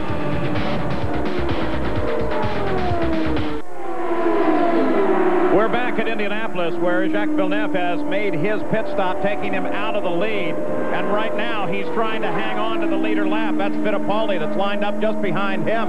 Fittipaldi trying to get around him. Of course, the big story here is he wants to get around because he puts him down a lap. That way he wouldn't have to worry about him. You take the look back. We're looking for Raul Boesel, who has a second-place car. A long interval. And there he is as Raul slows down to come into the pits. Everybody making stops under green. One of those who made a stop was John Andretti, who stalled it as he tried to come out of the pits, but then got going. But it dropped John down to 13th position. So those stalls have been very costly today. And now Raul Boesel heads for Jack Arute. The Dick Simon crew beginning to go to work. They're going to try and do it as methodically as possible. Raul Boesel, the last report, Paul, was he may be encountering some radio problems. So far, the stop is going just as expected. Let's listen. Now, the one thing, Paul, you can notice there, he kept the revs up. You could hear the engine was much higher in 15.8 seconds. So Raul Boesel is in and out. Danny Sullivan, that's quite a balance that they have to achieve there when they come out of the pits, because that clutch is very small and pretty easy to burn out, isn't it? Well, that's right, and you got pretty tall gears in these things. You just want to get them going. You don't want to spin them too much. You'll heat up the tires too fast. You'll take some rubber off of them, and you don't want to abuse that clutch. You just remember, you got to make maybe 9 or 10 stops during the day. You need it a lot later. So at Indianapolis, the Mercedes are back in front of the field again. Fittipaldi and Al Unser Jr. Jacques Villeneuve has dropped to third place. Jimmy Vasser is fourth. Bobby Rahal fifth. Scott Brayton sixth. Nigel Mansell is seventh. Eighth is Michael Andretti. And here is that ongoing battle between Gordon and Bozell. Boy, they love to fight with one another. This time he passed him on the inside. I'll bet you Bozell thought he was going to do the outside again, folks. Well, I think, too, Bobby, I don't believe he was really up to speed enough. You know, he just come out of the pits, and Raul had done a couple of laps on his tires. He was probably a little faster. Let's go to Jack Arute. Well, Paul, let's show you what they did with Raul Boisel's car. They said they changed the stagger. Now, we'll take you back through what stagger means. That's circumference on the outside tire and on the inside tire. If you have more circumference on the outside, the car will automatically turn left. What they did on Raul Boisel's car is they closed up the stagger. That means they lessens the difference between the two circumferences to try and make it handle better. And what that means is they want the rear end a little bit tighter and the front end to push a little bit more. See, the track, of course, is changing from moment to moment, too. Every time the driver comes out of the pits, he has a full fuel load. The car feels different than when he was out there last, and as the day wears on, rubber gets in the groove. The way the car handles on the track changes. Now here's something to consider. This car, Raul Boisel, ran 6 laps, 15 miles longer than the Mercedes between stops. As Bobby Rahal moves around Jimmy Vasser and picks up 4th place. So Rahal working his way steadily toward the front. Paul, he's gone through a lot already today with those accidents happening just in front of him. I'm sure he's very pleased and the thing's going according to plan. Danny, don't you sometimes feel when you survive a couple of accidents early on, it's almost like it's your day? We heard that Bobby Rahal had a strange feeling about this race, that something special and good might happen to him after all the problems he's had in qualifying the last 2 years. Sam, you're absolutely right, especially when you dodged a few bullets like that, made a great move across the grass. Everything's feeling pretty good. And if this guy who struggled all month long just to get in the show is now running up in the top 5, he's looking good. Gary, down to you. Adrian Fernandez, one of the 9 rookies in this race. Tell us about this day, the conditions, your first experience at Indianapolis. Well, it's just a sad day for us. The Decathlon and the Quaker State team with Gallus Racing and all the mechanics have done a great job with the car. The car was working really great, and it was those days, you know, this day was not too mean for us, and I had a blown tire, I think, in one of the accidents. Every accident was happening just right in front of me, and it just happened, and I just couldn't get it to the pits with the tire blown. It just pulled me out and stalled the engine. Well, his first experience, not a pleasant one. We'll see you again next week, Milwaukee. Thank you. Paul? So the Penske cars, Mercedes-Benz powered, run first and second, Emerson Fittipaldi, and 14 seconds back, Al Unser Jr. And then the fastest rookie in the field, Jacques Villeneuve, and then Bobby Rahal. We'll return with more of the Indianapolis 500 after this message and a word from our ABC stations.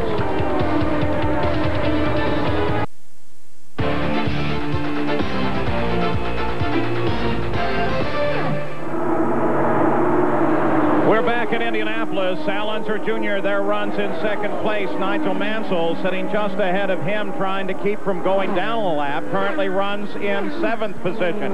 The leader of the race is Emerson Fittipaldi. So the Penske cars continue their dominance here. The Mercedes-Benz has actually led between Al Unser Jr. and Emerson Fittipaldi all but 2 laps of this Indianapolis 500. Now, let's take a look at the Valvoline running order after 74 laps.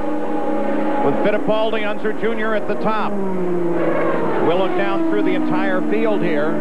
We're averaging 155 miles an hour, so not anywhere near a record, and that's dropping off fairly quickly. One car that just stopped was Michael Andretti. He, of course, is out of sequence as he had to come in after that restart to change tires because he had a tire going flat.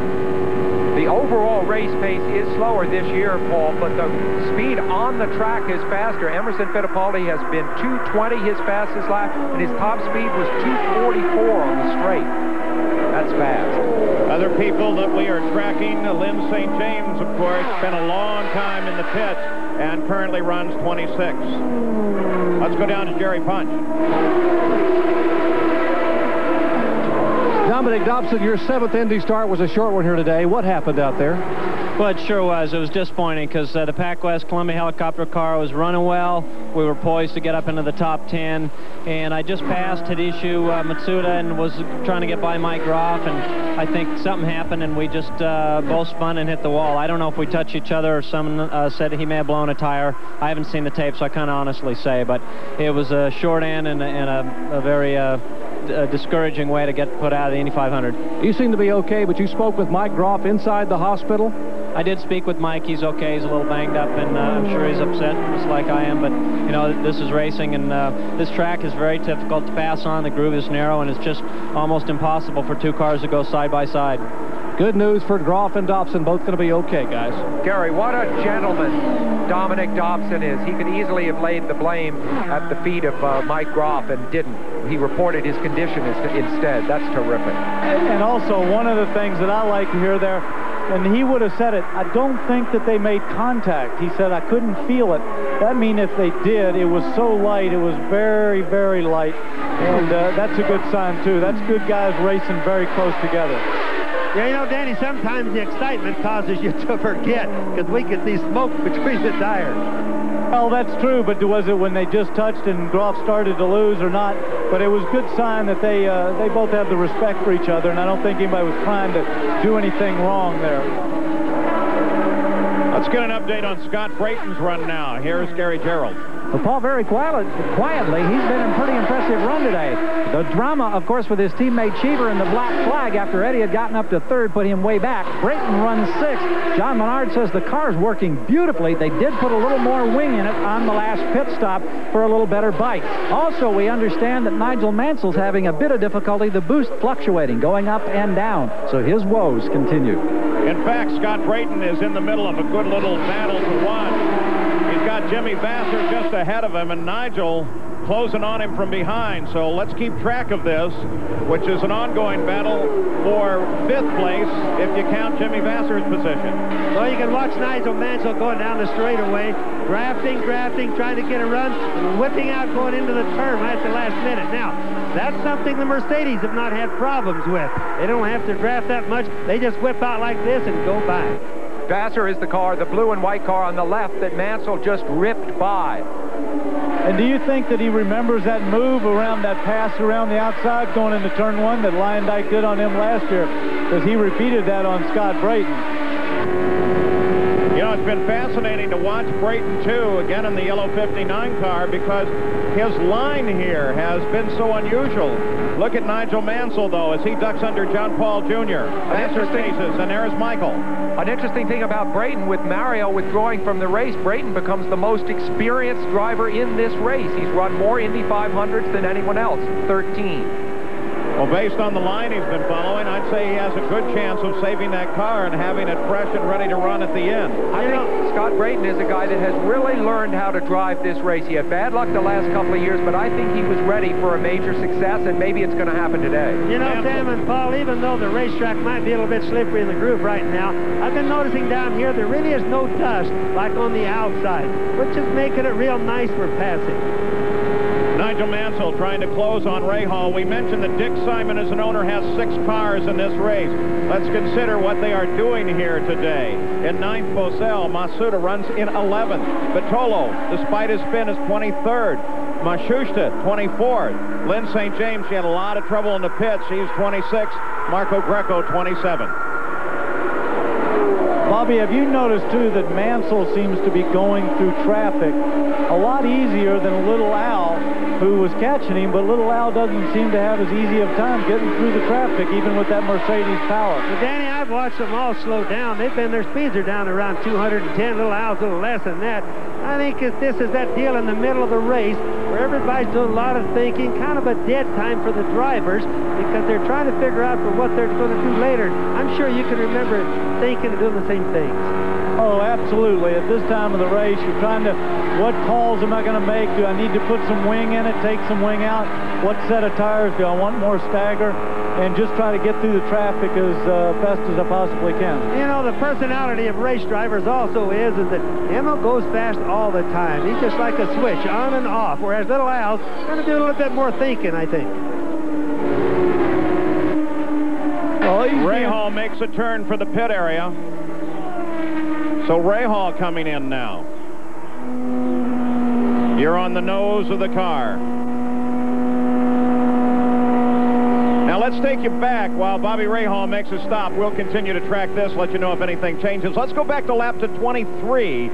And this is the situation that developed in the pits that brought out a black flag for two competitors, Cheever and Mansell. Car 5 is the key. Raul Boesel as he comes out.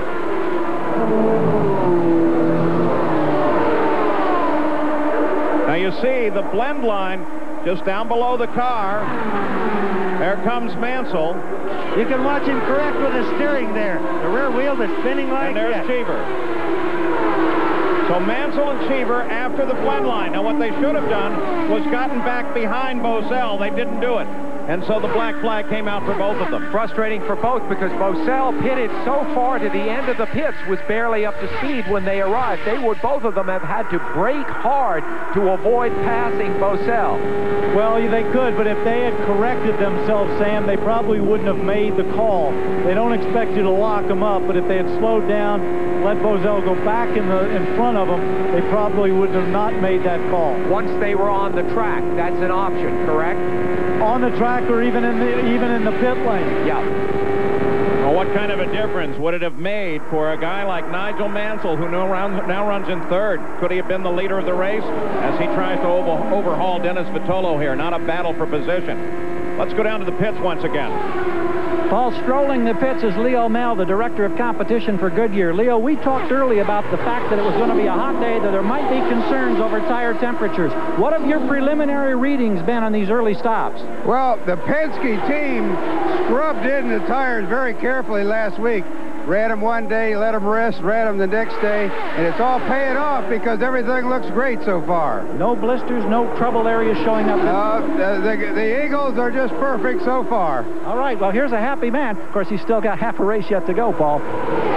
Mansell really working the traffic. You notice drafting everybody. Little Al is now coming into the pits. Al Unser Jr. in second place. And the big question, Paul, routine, Jack. And the big question is, will he stall it this time? We'll keep you abreast. Waiting for the leader to come in as well, Emerson Fittipaldi. Scott Brayton is also in the pits, and Emerson Fittipaldi is on the pit road. He kept the revs up a lot higher, Paul, and it was 14.8 as Emerson Fittipaldi comes in. Now, neither of the team cars are anticipating making any major changes. That bodes well. They seem to be pleased with the fuel consumption as well. Right now, it's just a simple stroll in the park. Jack, when you talk about changes, of course, we're seeing them change tires. You mean changes to the handling of the car via the wings and the chassis. That's right, Sam. There have been no wicker bill adjustments, no wing adjustments, etc.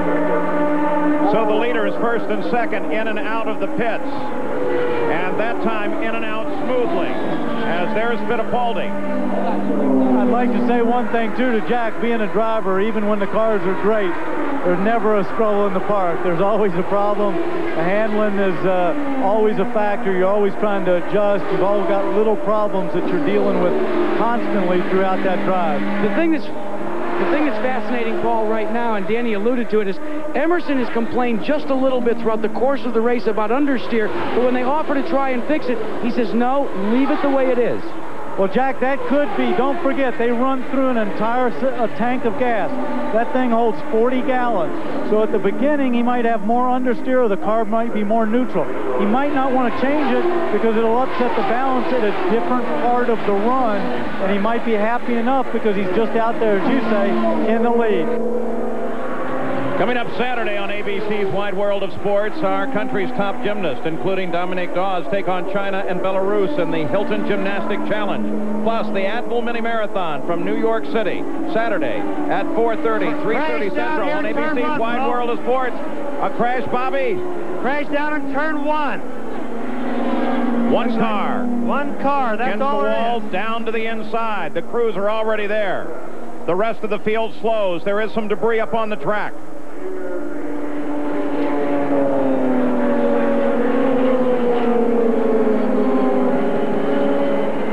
Masuda. Hideki Matsuda, the first rookie to qualify, first car to go out in qualification. I just happened to be looking up, Paul, at the track as this happened. It looked like he just lost the rear end coming off, spun, hit the wall. Doesn't look like it was all that bad. The Blimp Spirit overhead with that shot. There's the replay. Lost it coming off at turn 1, slammed the wall, and then just slid down to the inside. But again, look at all that trash that flies off the track around there. We got to watch for flat tires from the other cars. That's the biggest fear that they have. Bobby, how much trash is down in that area as we look at another replay of this accident? Really doesn't look that bad. Guys, sorry to interrupt you. We got another one up here in turn 3. We have another accident in turn 3. This is an accident after the yellow? Yes. They're down here. It might have been that debris that we're talking about. He might have lost a tire. And that's John Paul Jr. There's a flat tire that you can see. Most likely. That doesn't mean it was caused by the debris, but Danny's probably right. They run over debris. They have a flat tire that go in the next turn, and wowee, the car just takes off. Well, Bobby, that's exactly why I asked you, because it... And look at this. Paul Tracy. Smoke out of the Mercedes of Paul Tracy. Now, Tracy was back in 13th place. He was not probably positioned to win the race. But this could be the first weakness shown by the Mercedes program. All right, let's go back. We'll keep track of Tracy. Here is the car 45, the John Paul situation. Oh, I lost it way early. That almost definitely confirms that Danny saw. What's this?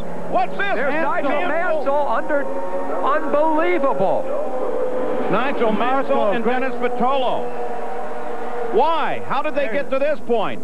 An unbelievable situation. What is going? The yellow light's been on for several laps. This is on the pit road. But interesting that Mansell and I think Al Jr. were the first guys through.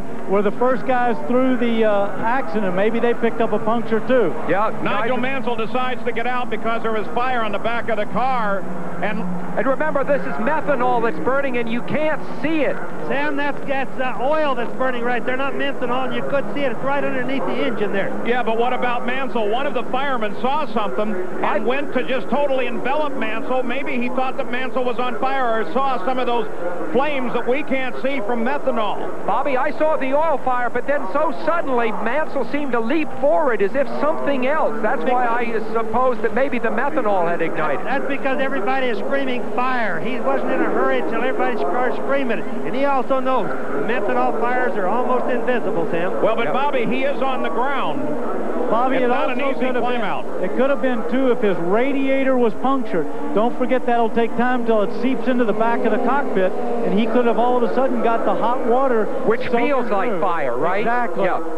And maybe burns worse. It's not very often we see one car on top of the other. This is really a terrible-looking possible accident there. On the warm-up lane, and we still have no idea how these two cars, Vitolo and Mansell, got there well after the yellow.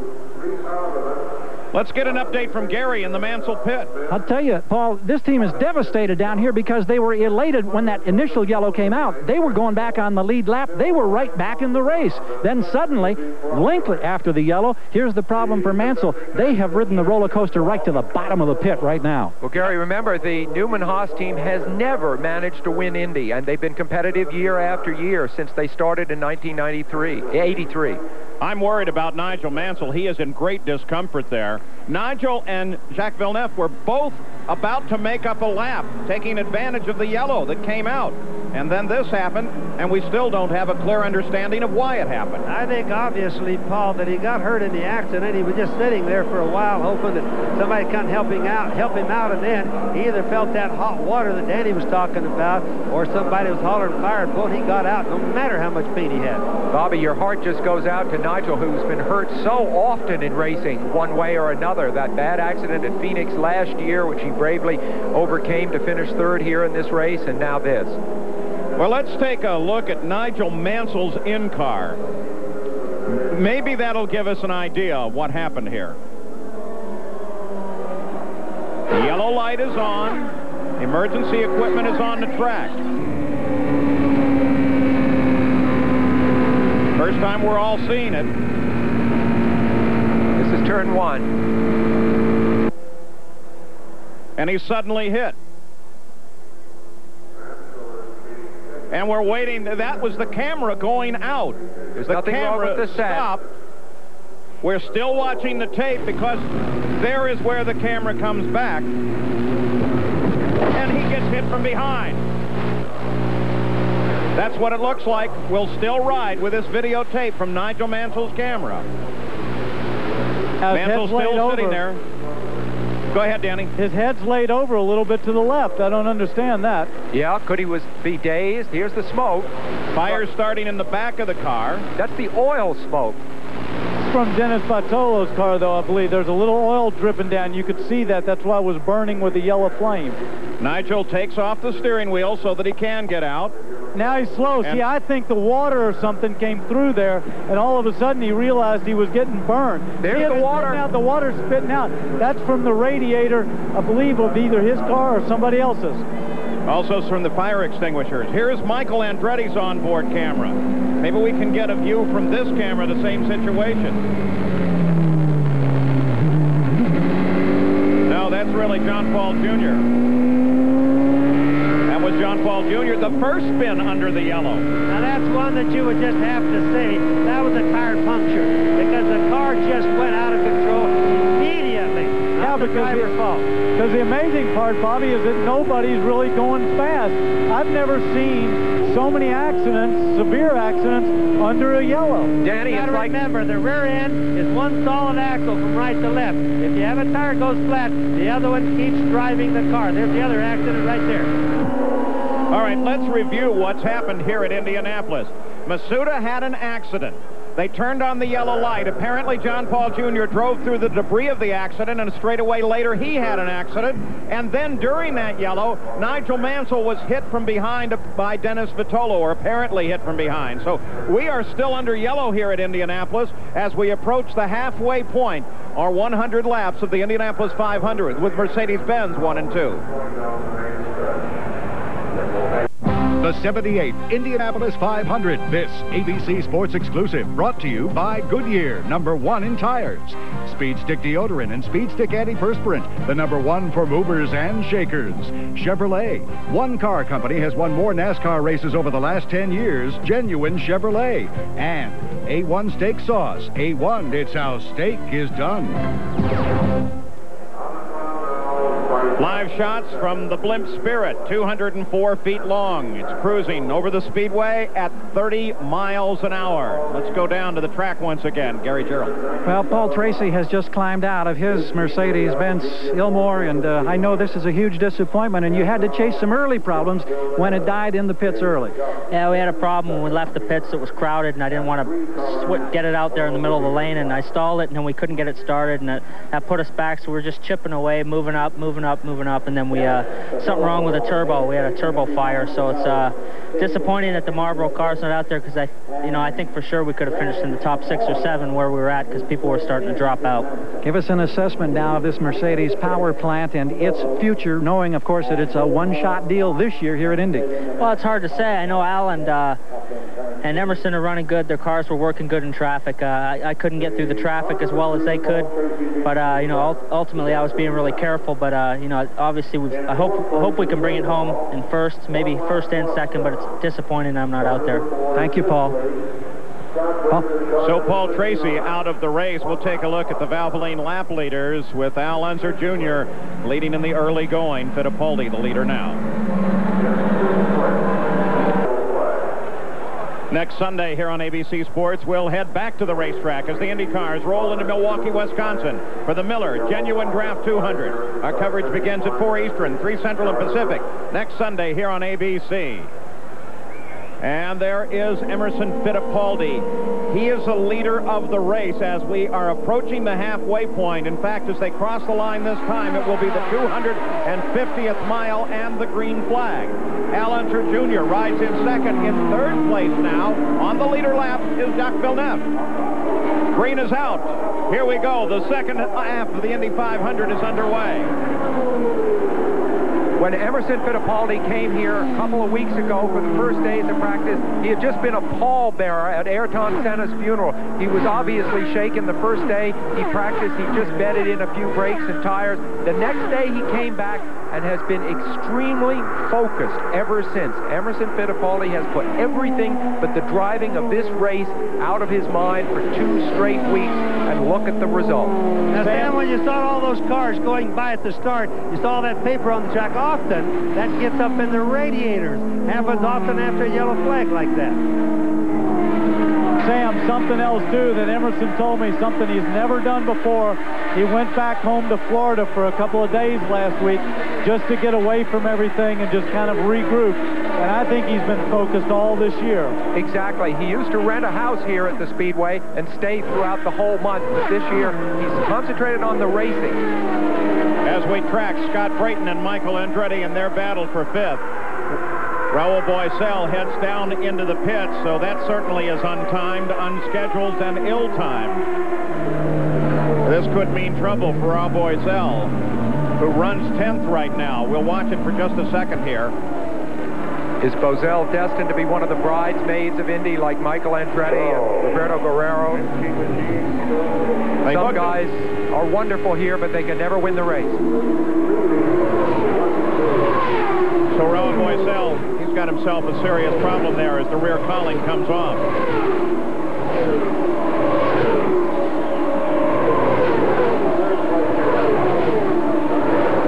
Nigel Mansell, remember in that incident on our 4th yellow, Jerry Punch is down with Paul Newman, one of the owners of that team. And Paul, you've just been inside the hospital. What's the update on Nigel Mansell? Well, he's okay. There's no burns, and I guess he's pretty angry, though. An exit lane, and someone just ran right into him on the yellow. So. Has he been able to talk to Dennis Vitolo to find out exactly what may have happened? I have no idea, no. Okay, Paul Newman just exiting the hospital. Fortunately, the good news, Nigel Mansell not burned and appears to be okay. Let's go to Gary Gerald. And up near the north end of the pits, Marco Greco, another of the rookies from Brazil, out of the race. Mechanical engine problems. How about your first experience, Marco? I know you're disappointed, but it had to be a great thrill. Well, it was a great experience. We got the 94 car on Friday, so we practiced with the 94 car. I got the engineer on Sunday morning, and we put the car on the field. Crew did a great job, and I was really happy. Unfortunately, during the race, things can happen, and we had a vent valve, but I was really happy to be here, and I look forward for next year to be back. We look forward to seeing you as we go to Jackaroo. Well, Gary, a problem with Raul Boisel after doing so well in the early going. The engine is overheated. The radiators are just steaming as they've taken the side pods off. It's going to be a long stop for this man. Well, there's what Bobby Unser was suggesting just a few minutes ago. Debris on the track. Most race fans, boy, there you got a shot of debris. That looked like heavy debris. And, of course, everything just wants to go to the radiators because they designed the cars to stuck in the air there. So on board Michael Andretti. Here is the Valvoline race summary for those of you entered in the Valvoline Indy 500 giveaway. Wait a minute. Let's see if we can get to Nigel Mansell. Nigel Mansell. Here we go. Yes or no? Jerry, go ahead. Here in the garage, here back at the hospital, Nigel Mansell has come out of the infield care center. Nigel, first of all, are you okay? I don't feel great. I got a bit of concussion, and I've just upset all the medical people because they want me to go to the hospital, and I don't. So if they want to take my license away, that's fine with me, because I've never seen anything such a joke as what we just had out there. We were under yellow for a lap and a half. Someone tries to take my head off. Have you spoken with Dennis Vitolo, Nige, to see exactly what went on, what happened? You speak to him. Obviously, it upset Nigel Mansell, holding his right shoulder.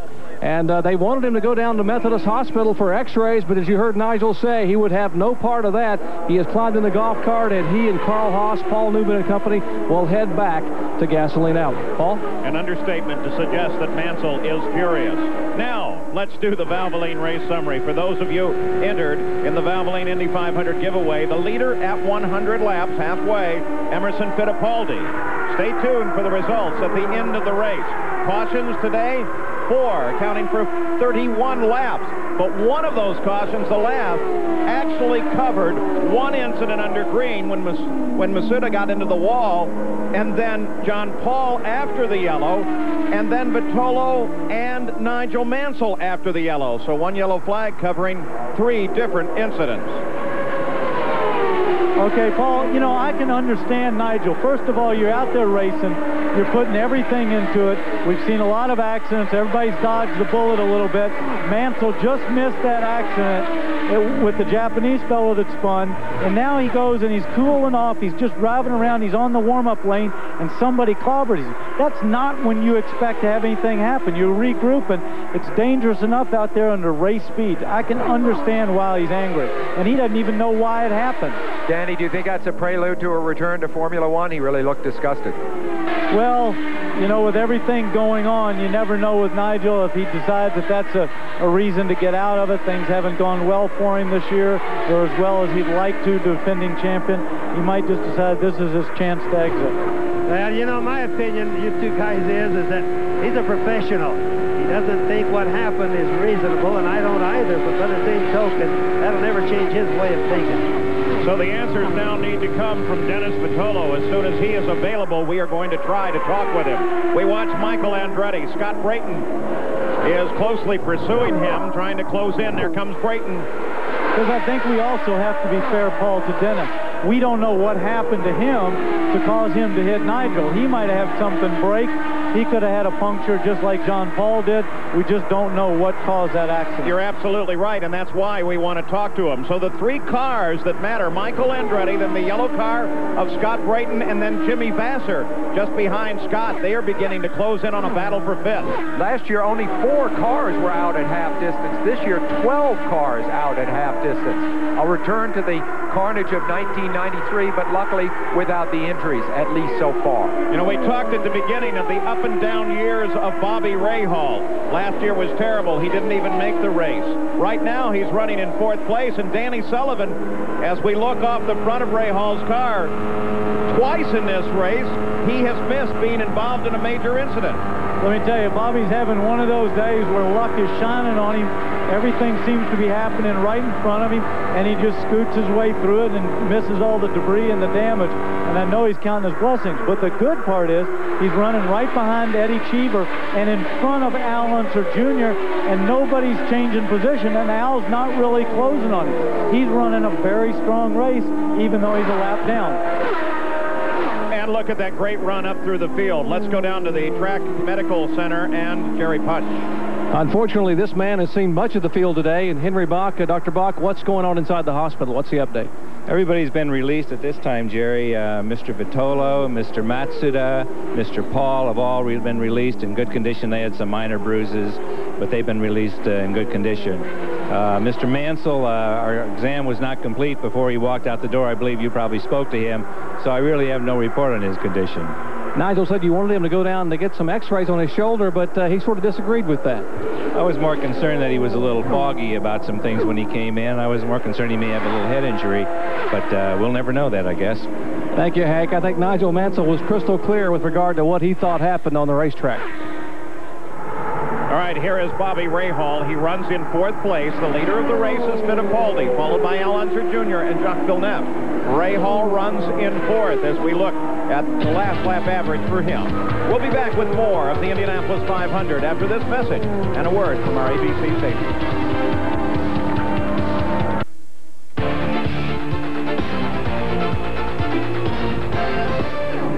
We're back in Indianapolis, 115 laps of 200 complete. This was just a few moments ago. Eddie Cheever, watch him as he moves to the outside. Danny Sullivan brushing the wall.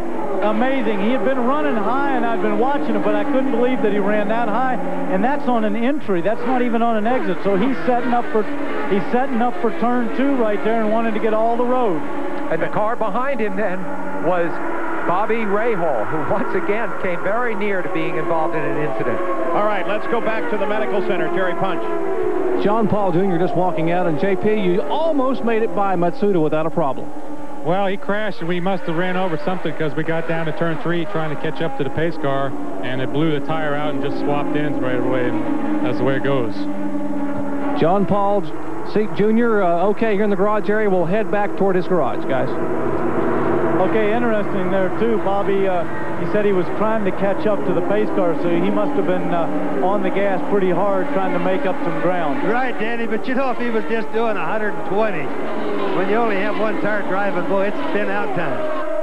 Well, that's true, but you know, the good part is it probably happened before. If he had waited, he might not have gotten that until the restart under green. Here's Scott Brayton, who is running in 5th place as he rolls onto the pit road. In the cockpit of car number 12. Under the green light with 117 laps complete. Everything here appears routine.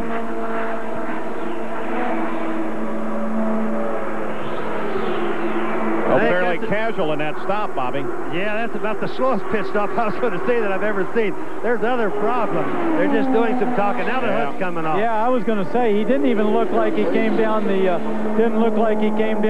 pit lane at 100 miles an hour either. All right, we watch the leader, Emerson Fittipaldi, but the questions are all to Dennis Vitolo, and Jack Arute has him. Well, Dennis has found his way back to Gasoline Alley, and Dennis, when Nigel Mansell came out of his car and out of the hospital, he didn't have the kindest of things to say about you. Give us your version of the accident. Well, there's really only one version. This is the hardest thing to say, but it is. It was my fault. I came into off the back straight down at the pit lane and was just a little bit too quick, got caught out, and ran into the back. I think it was John Andretti. And that launched my car up, and I collected Nigel. Unfortunately. Early on, you had another close call, and that was the spin. Describe that sensation. Yeah, the car was very good at the start of the race, and I was able to stay up with everyone. Things were going real. Then the car kept getting looser and looser, and then I got caught out and spun. We came back in, we made a change, and the car was good again for a while, and then got loose again. Then that last pit stop, we made 2 changes, and the car was much better. So much of a burden upon you and your family, literally mortgaging everything you've got, and now it's come up short. What does that do to Dennis Vitolo and your wife and your kids? Well, this is racing. This is what, you know, the cards I was dealt. This, unfortunately, I can't blame anybody but myself. But just to be here, I think, for me, everything was paid for when I qualified for the race. Paul, I think it takes a lot of guts and determination to admit the situation. Dennis Vitolo, now the story complete. Bobby Rahal, he runs 4th. And the antenna at the front of his car, it looks like it's got a little chunk of rubber from off of one of the other tires as Rahal makes what should be a routine stop. I also thought, Paul, that was very credible for Dennis. He didn't try to dodge the bullet. He said, I made a mistake. You know, he's a rookie in the field. He doesn't have the experience of a Nigel Mansell or a lot of other people out here, and he just made a mistake. Unfortunately, you can't blame a guy for that. Well, it had to be a terribly embarrassing moment. Bobby Rahal in and out, though, 15.5. 200 miles to go in the Indianapolis 500. Al Unser Jr.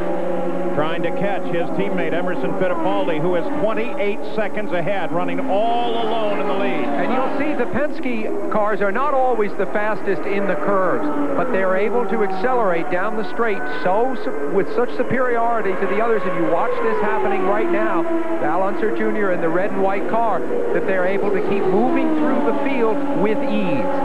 That's Mauricio Guzman that was maneuvering down to the inside. Jack Arute, you have an update? Well, Paul, there may be the first changes made on the Mercedes cars of both Emerson Fittipaldi and Al Unser Jr.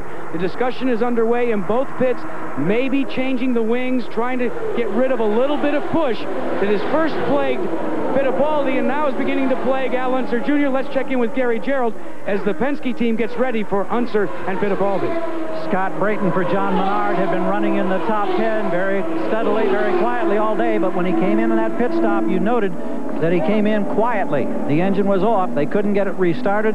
They're working constantly with the engine, but it may be terminal here for Scott Brayton. Jimmy Vasser into the pits. He was running in 4th place as he came in for his routine service under the green. Routine stop and back into the action.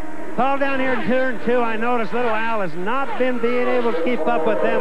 He's been losing a little bit going into through the turns and the traffic. Well, Bobby, he's coming into the pits right now, possibly for a change in his setup. It'll be interesting to see whether he improves when he goes back out. Well, Sam, the latest word we've received is they've elected not to make a change. We'll have to wait and see if that is the case. Jerry Briand, Richard Buck on the outside. They'll change tires. Doesn't look look like any wing adjustments, and it will simply be an exchange of 4 tires and a full load of fuel. Jack, meanwhile, go ahead, Bobby. He's already made one change to the right front of the wing, and probably a stagger change. I watched the right front guy just really quick make a half a turn on the right front there. We're watching Emerson Fittipaldi now. We'll see if they make any adjustments there as well, gentlemen. 0.9 seconds. Fittipaldi was into the pits as the leader. Allenser Jr. already on the roll. Now keep in mind also, Paul, that these two cars have 2 different types of downforce. Emo has the lesser downforce, Little Al has the most downforce. Remember, Roger Penske has won 8 of the last 15 Indy 500s, but he has rarely dominated one of the races as he is today. Let's take a look at the Valvoline running order after 122 laps and a 15-second pit stop for Emerson Fittipaldi. Now remember, the pit stops have occurred since this running order was given.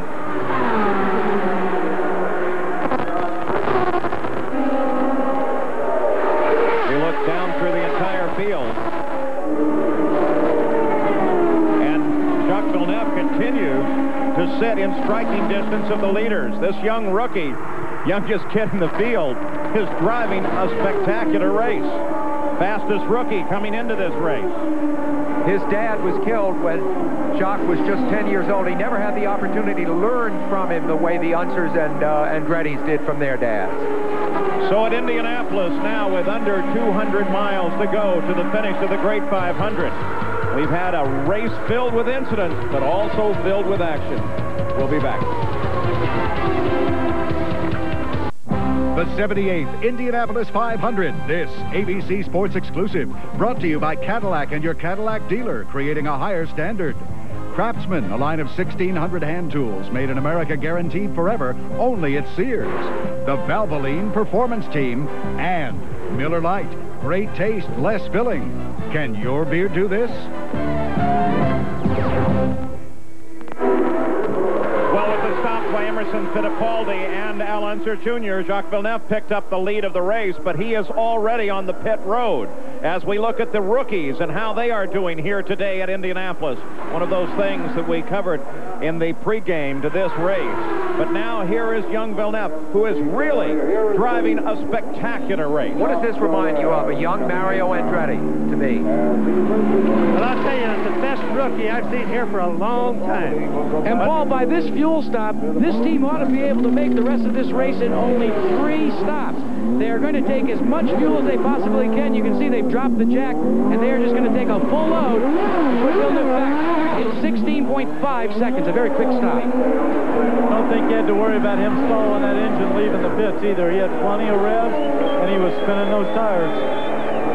While he was in the pits, Emerson Fittipaldi picked up the lead of the race once again. Last we saw Scott Brayton, he was stopped in the pits for a lengthy stop, and Gary Gerald, that's gone from bad to worse. Indeed, Paul, he's out of the car. They take out the spark plug, something in the engine, badly foul plug here. Scott had run as high as 4th. You had a couple of close calls, you said out there. You nearly got nailed in a couple of those incidents. Yeah, well, the first one was when, I believe it was Groff and somebody else hit. I had to go down in the grass to keep from getting hit, and then Vitolo come around me and hit Nigel on that warm-up lane into caution. How tough is it to just be in one race this year? Well, I'm hoping that we're going to get to do more, but we've got a lot of testing scheduled for the off-season right after this race, and I don't know how many races I'll be running, but it felt good to get out there and race with the guys. Thanks, Scott. Paul?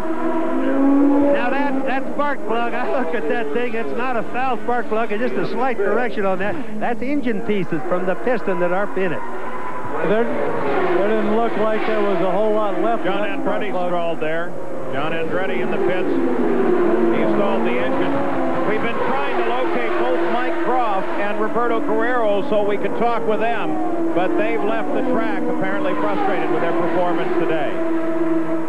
We got There is Emerson Fittipaldi. You got it, Danny. Emerson Fittipaldi. Yeah, this is definitely unscheduled. This is unscheduled. He's got some kind of a problem if he's coming in right now. He just pitted. All right. Danny, what the problem is he's picked up some debris in the radiator. They have been trying to stay on top of it on every stop. You'll see a crew member reach to the inside the tunnel area of the side pods. There they go, Rick Reideman covering one side, another crewman on the other.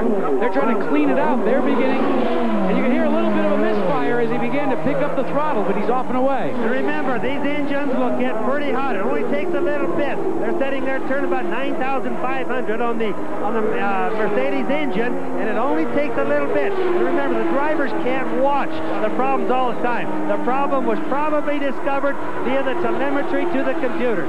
Okay, and one other thing that they did there, you notice that they refueled the car again, so he will be out of step a little bit with Little Al.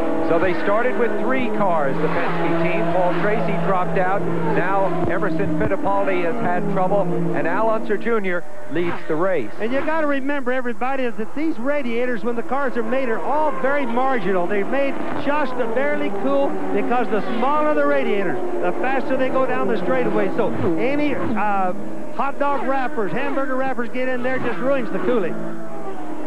So Al Unser Jr. picks up the lead of the race as his teammate Fittipaldi makes an unscheduled stop to get that debris out of the radiators and coolers on his car. There's Little Al, the pole sitter. The best start he's ever had at the Indianapolis 500. He led the early laps. Fittipaldi, with the stop, drops back into second. Villeneuve, with his stop, drops back into third. You know, Paul, on the radiators, again, back in the old days, they used to put screens and bevel them out. And now, today, they make venturis out of the radiators just like they do underneath the cars, and they suck and draw the air through. So that's the reason they're like a vacuum cleaner. Let's go back to the Penske pits and Jack. Paul, you know a racing car can cost as much as $500,000. This plastic bag probably costs maybe 2 cents. This is exactly what found its way into the radiator pod of Emerson Fittipaldi's car. It might cost him $1 million in a win in the Indy 500. Most expensive plastic bag on the planet. Al Unser Jr. leads. Fittipaldi second. Ray Hall continues to run steadily in 4th place with Michael Andretti 5th, Jimmy Vasser 6th. And there we take a look down. Let's take a look at what they look like as we watch them. Fittipaldi, there he is in 2nd, and the young rookie. And then Bobby Rahal, Michael Andretti, and Jimmy Vasser. We'll be back as the 78th Indy 500 continues. Next Sunday, ABC Sports goes back to the track. The Indy cars motor into Milwaukee for the Miller Genuine Draft 200. Next Sunday on ABC. The Goodyear Blimp Spirit continues to provide these outstanding aerials from 1,000 feet over the track. Mercedes-Benz has been a story much of this race, and a big part of racing history, too. Sam Posey reports. The 3-pointed star of Mercedes-Benz. It stands for quality in the luxury car market and for near invincibility in racing.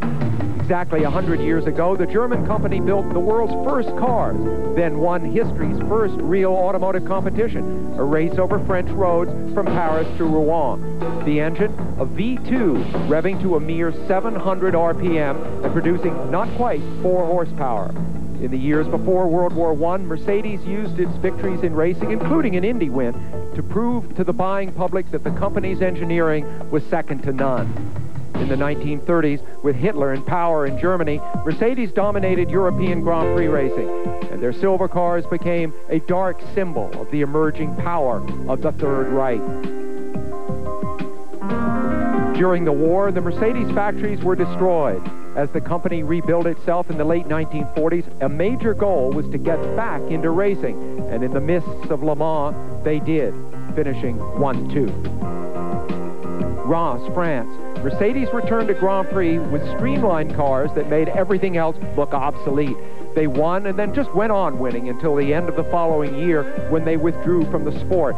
They were the best. There was nothing left to prove. But as the years went by, the achievements receded into the past. And 5 years ago, Mercedes risked their reputation with a return to big-time racing, to sports cars at Le Mans, and they won again. Then 2 weeks ago here at Indianapolis, Mercedes took another high-stakes gamble, going for the pole with a brand-new engine that had never been tested before in competition, and they won it. Can they now win Indy with this engine? It would be a great story, but it would be business as usual for Mercedes-Benz.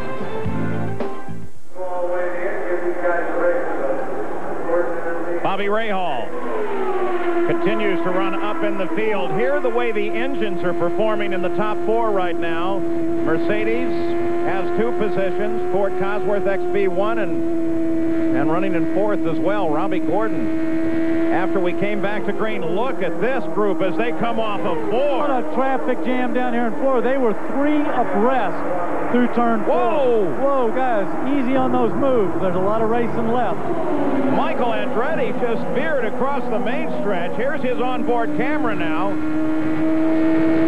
Well, I'll tell you, you talk about a traffic jam. He just scared Brian Herta pretty bad there on the outside in the A.J. Foyt's 14 car.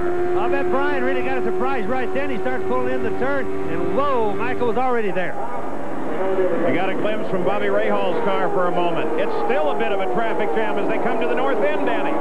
Well, it is, and I can't believe it. Little Al's got to be happy to be kind of strung out now a little bit in single file, because that must have looked terrible to him. Well, finally, they decide single file is a little smarter. Boy, what a set of corners for that group. And much of it not even for position. They were just caught up that way.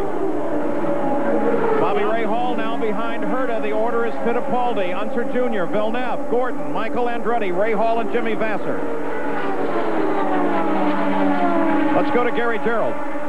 Raul Boesel, you nearly won this race last year. There was bitter disappointment. Now it's disappointment of another kind. Tell us about the problems and the frustration. Yeah, we lost water from the engine. It started overheating, but already from the start, the engine didn't produce as much power as they should, and I knew it was some kind of problem, and I was just hoping and hanging there to do a steady race, but you know, end up what I was thrilled that happened from the beginning. What about the start of this race, Raul? I think it was a bad start. You know, the cars not line up properly. They took a long time to put the green, and I even thought they not giving the green flag, the green light. So I was surprised when they did the start. Is that why you were late to accelerate and the Penske on either side of you and the Mercedes? Well, they accelerate so much faster coming out of 3 that they couldn't keep it up. So I thought, well, I'm sure they'll not give the start because everybody's not in line, and certainly, you know, they did. So I was surprised. We look forward to seeing you with better fortune next week in Milwaukee. Thanks. Paul? 144 laps are now complete. Jacques Villeneuve runs in 3rd position. We'll take a look at the running order from Valvoline after 143 laps. 3 cars on the leader lap. Paul, I think one thing important here is that Little Al is back there in that traffic, and his car's obviously not working as good as he'd like. It's taking him time to get through there, and Emerson's got that clean track in front of him, and he is really trying to stretch it out. Danny, you know right now the sun has been beating on this thing all day. The track has got to be really slippery. Danny Sullivan, let's go back and look from Michael Andretti's camera. That traffic jam that you were talking about. Well, he was very quick coming down here. He's in traffic. Look at this. There's 3 abreast there. He's making some moves back over to the other side. Unbelievable driving here. And he goes in. He's carrying a lot of speed, but I think he's going to make a move on Brian Herta here going into 2. And I think it scared Brian. I don't think he expected him to come down there into 2. Tell you what, that was some terrific driving there. Watch one of the Penske cars as it closes up on Michael Andretti. Jack Arute, Al Unser has retired from racing and is today a spectator. And he is a very agitated spectator right now. We were talking to him before. Al, this is, you said, was the toughest thing you've ever had to do. That it is, you know. Nothing worse than standing here. I tell you, it's not easy. Watching your son with the Mercedes, what have you noticed? Something that maybe you could tell our viewers to look for? Well, he's looking very good. You know, they made the other stop, and he can't get by the traffic right now, but he was pushing earlier, and he should be okay now. As we watch that pack come hurtling down through as close company as they were in, is maybe that the one time you were glad you weren't strapped in the cockpit today? Well, they all made it through, so, you know, they're all capable drivers, but it was close. Al Unser, I bet he's a little more apprehensive as a spectator than he ever was in the cockpit, known for his cool driving. Not only Big Al, but Johnny Rutherford, 3-time winner, announced his retirement this month of May as well. Hey, Bobby, do you think that that heavier downforce package on Little Al's car is not as big of an advantage as Emerson is with the light downforce package. Well, obviously, Emo's getting through the turns a little bit better because, like you said, Danny, he's working traffic better. The Little Al's balance is off, and my guess is he doesn't have the downforce matched up with the stagger across the back. Al Unser Jr., who runs second, just ahead of him is Michael Andretti, who currently runs in 5th place. Later this summer here at the Speedway, they'll start a new racing tradition. NASCAR's best will battle it out on this historic track for the first time ever. Join us here at ABC for the inaugural Brickyard 400, live Saturday, August 6th, here on ABC Sports. But right now, it's 500 miles that are of concern. 148 laps are complete. Michael Andretti has been running laps equal to Al Unser Jr. for the past couple of laps. Little Al closes in. There's your leaderboard at 148 laps for the top 10. And, Paul, I just did a little bit of calculating on pit stop, for example. These may not be exactly right, but we have Little Al possibly pitting on 166 and again at 194. And then we have Emo doing 162 and 190. Villeneuve coming in at 163 and maybe 196 or 97. Race strategy and update, Gary Gerald. Well, let's follow up on what Bobby was just saying about projected stops. Barry Green, Jerry Forsythe, no, and they're saying flatly, we can't keep up with the horsepower of the Mercedes, so we're trying to be a little conservative now.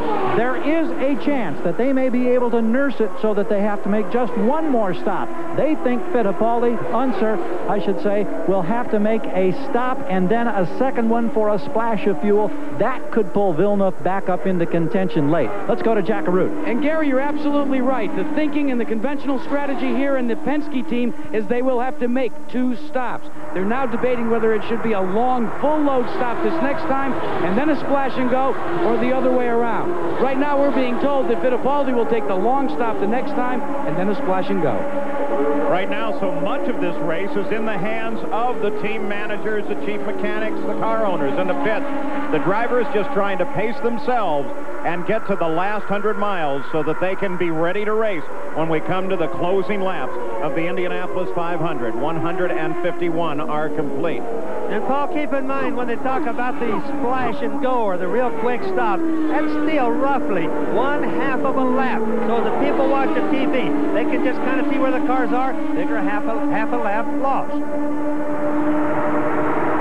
So still looking for the sign and when to come in. Here's our Valvoline race summary for those of you that have entered in the Valvoline Indy 500 giveaway. The leader at 150 laps, Emerson Fittipaldi. Stay tuned for the results at the end of the race. 5 cautions accounting for 34 laps.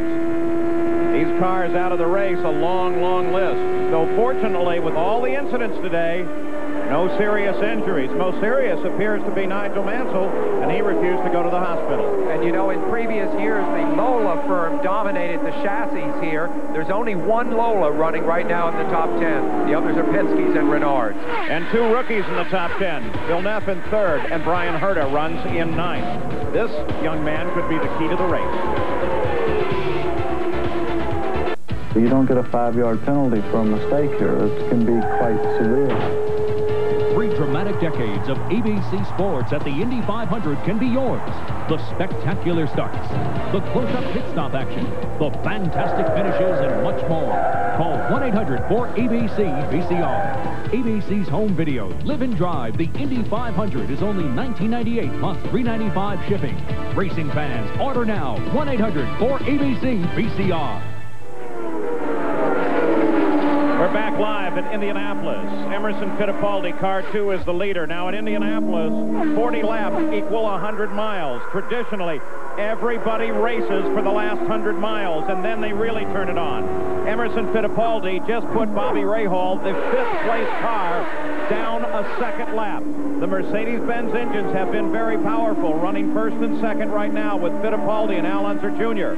The 12 car, which is Jacques Villeneuve, a rookie, is 1 car to watch, and the question is going to be how do they schedule out their pit stops, as Jack Arute already mentioned. We expect stops to begin here in about 7 or 8 laps, and then that would mean that the computations will carry some of these cars perhaps to the end, but also perhaps just short of the end. Bobby Unser, you've been doing some of those computations. Yes, Paul, and what I figure is kind of what we came up with in the pits a little while ago, that Villeneuve, who has really been fast, takes a little bit better mileage. He can run about 3-4 laps longer than the Mercedes engine, but he's going to have to cut the horsepower back another to cut a pit stop, and that's the only way that he can cut one pit stop and have a chance of winning at the rate things are going now. And Bobby, for me, he doesn't seem to be slowing down. He seems awful racy out here. He's mixing it up in traffic, and he seems like he's running the same pace that he was earlier. And I don't think if he backs off, I think he might go one more pit stop plus a splash. Well, Danny, that's certainly going to make it exciting from lap 195 to 200. Well, that's true. And, of course, Bobby, if they get one more yellow, then all of that becomes a moot point anyway for Villeneuve. A couple of things else to consider, guys. Usually, the leader at lap 190 is not the leader at 200 laps. Emerson Fittipaldi, his trap speeds through lap 159. Another thing to consider here is, let's go back to 1967 and 68 when the new turbine was here at the Speedway. The closing laps in both years, cars that dominated the Indianapolis 500 suddenly were not able to race, and they lost. Bobby Unser, you remember that very well. Yes, Paul, but I'd like to report I had the turbine beat. I just didn't have a gear shift. Oh, revisionist history here at Indianapolis. Bobby, that's a true racer's excuse. I had to throw that one in. As we watch the superiority of the Mercedes-Benz engine cars, I think it should be said that the other triumphs through history that Mercedes has had has been with their own technology. They built their own cars and their own engines. This, in effect, is bought technology. The engine was built in England by Ilmor and Roger Penske. It really could have been called anything. It could have been called a Kodak or a Bill Clinton or something. It was bought up by Mercedes. Now, of course, their reputation is linked forever with it, and it looks as if, at least at this point, as if they're making hay right now. Then you notice they're giving little Al 32 seconds behind Emo. But just so everybody knows, there really isn't anything he can do about that. Traffic is not hurting him right now. Emo just getting through the turns better. Emo's really looking good around the turn. I think, too, Bobby, that Emo's realizes he's got to make another stop and possibly a splash. So his big thing is he's going to go on it. He's got one lap to go before he's going to have to stop for fuel. We're going to see, hopefully, a good stop. Here's Lynn St. James. She runs 19, well behind the lead of the race. In fact, 30 laps behind the lead. She had that very lengthy pit stop early on that dashed her hopes of any real success here at Indy. Emerson around Mauricio Gugelmin. Emo's light on fuel right now. He's just about out, so his car ought to be the quickest that it's going to be, too. Remember that. We're now in those last 100 miles. Robbie Gordon, he runs in 4th place, 2 laps behind the lead. He's in for a stop, Jerry. They have been battling a loose race car most of the day. They have finally gotten the car as neutral as they would like it. This will be a pure 4-tire stop, fill it for fuel, but they will have to come back in, just like the Penske Mercedes, for a splash and go with about 10 laps to go. Work completed. They fuel the car, drop the jacks, and he is away. You also saw that he made that adjustment to the front wing. Looked like he took a turn out, Bobby. I'm not sure which way those turn on that car, but it looked like he took a little wing out. Danny, I agree, and I really couldn't see his hand, but his arm looked like he turned him out. Robbie Gordon adhering to the 100-mile-an-hour speed limit at the pits, which is the speed Emil must be doing as he comes in onto the pit road right now. They have to be doing 100 by the time they get to the pit entrance. Very important stop. So Fittipaldi, a crucial stop in the race, is in as the leader. And remember, one of the untested parts of this car is the transmission, and they're starting to have a lot of use on that transmission now, Jack. And Sam, we're watching to see if there are any changes being made from the handling standpoint. Doesn't look as if there are. Now remember, the big thing here is that they're going to take a full load of fuel. They need to take as much as they can because they want to stop and go next time around. 16.8. It won't be so slow the next time. There's Al Unser Jr. down between the first and second turn as Emerson Fittipaldi on the pit road, and here he comes. And everybody has to know these pit stops are not being called by Roger Penske, only Al. Each team has its own set of rules or ideas that they think are going to make their cars win. And there's the differential between the two as Fittipaldi comes off of the second turn on the warm-up lane and back up to speed. And remember, as we talked a little earlier to Big Al Unser, it's been 20 years since he won races back-to-back here at Indianapolis. No one has accomplished back-to-back victories since then. Emerson won last year. He's leading this race. Maybe he'll make history. And remember, as we have 35 laps to go there, that the pit stops on whatever Villeneuve is doing is going to be the answer.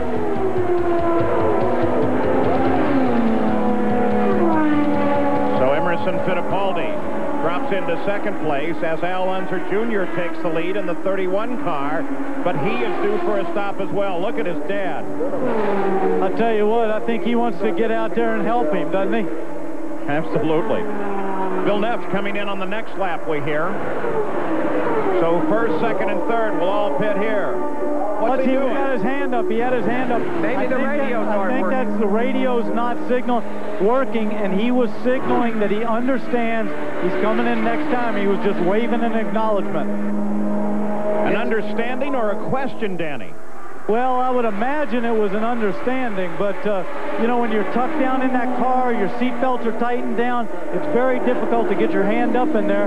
It's probably not an easy signal to do, but he was probably giving him a thumbs up. You know, I was going to ask you just that, Danny. What's it like to stick your hand up into the airstream at 200 miles an hour as Villeneuve comes in? Well, it just about tries to jerk it off. If you put your hand out the window of a car, you know what it feels like. Try that at 230 miles an hour. Here's Gary. It's going to be very close. We just checked with the engineer, the man who calculates the fuel, Tony Sakali, as the Forsyth Green goes to work. What a day they've had. It'll take 33 laps on this tank of fuel, and he says it's going to be very, very close to make it to the finish. This is the team that won the Miller Pit Stop competition. We've got him away with a full load of fuel and 33 laps to go. 16.4 seconds, and the young rookie is out and back to racing. And we've got Al Unser coming into the pits. We've got Al Jr. coming into the pits. He gets his speed down under control, the second of the Penske cars. And remember, gentlemen, we told you earlier in the race that he was having intermittent trouble with his radio, so he has to revert to hand signals. As our buck and the crew, Jerry Breon, the rest of them waiting, as Al Sr. looks, and he points to let them know that he wants some turns taken out of the front wing. He says the car is a little bit loose, so let's look to see if they will make that adjustment. There we go. We've made the adjustment. They dropped the jack. They need to take the full load of 40 gallons of methanol. The vent man signals, and they are away in 17.3 seconds. And he stalls the car once again. Okay, now here's what's happened. They actually put wing into the front end of little Al's car. So that means he's been pushing. They've tightened the front end up. That was a fairly good adjustment that they made. Bobby, I think that's the reason why he's been having trouble in traffic. He's got too much push. He gets in that air. It gets a little bit disturbed, takes it off the front, and he can't chase the throttle as early as he wants to and pass the cars. He needs a little bit more wing. You got a glimpse there of Villeneuve as he dialed around on the outside. Bobby, also, if we do our fuel calculations right, Al Jr. still has to make another stop, doesn't he, for splash and a little splash of fuel. Both little Al and Emil will definitely have to make another stop. It's so questionable with Villeneuve. That's going to be the story for the end of the race.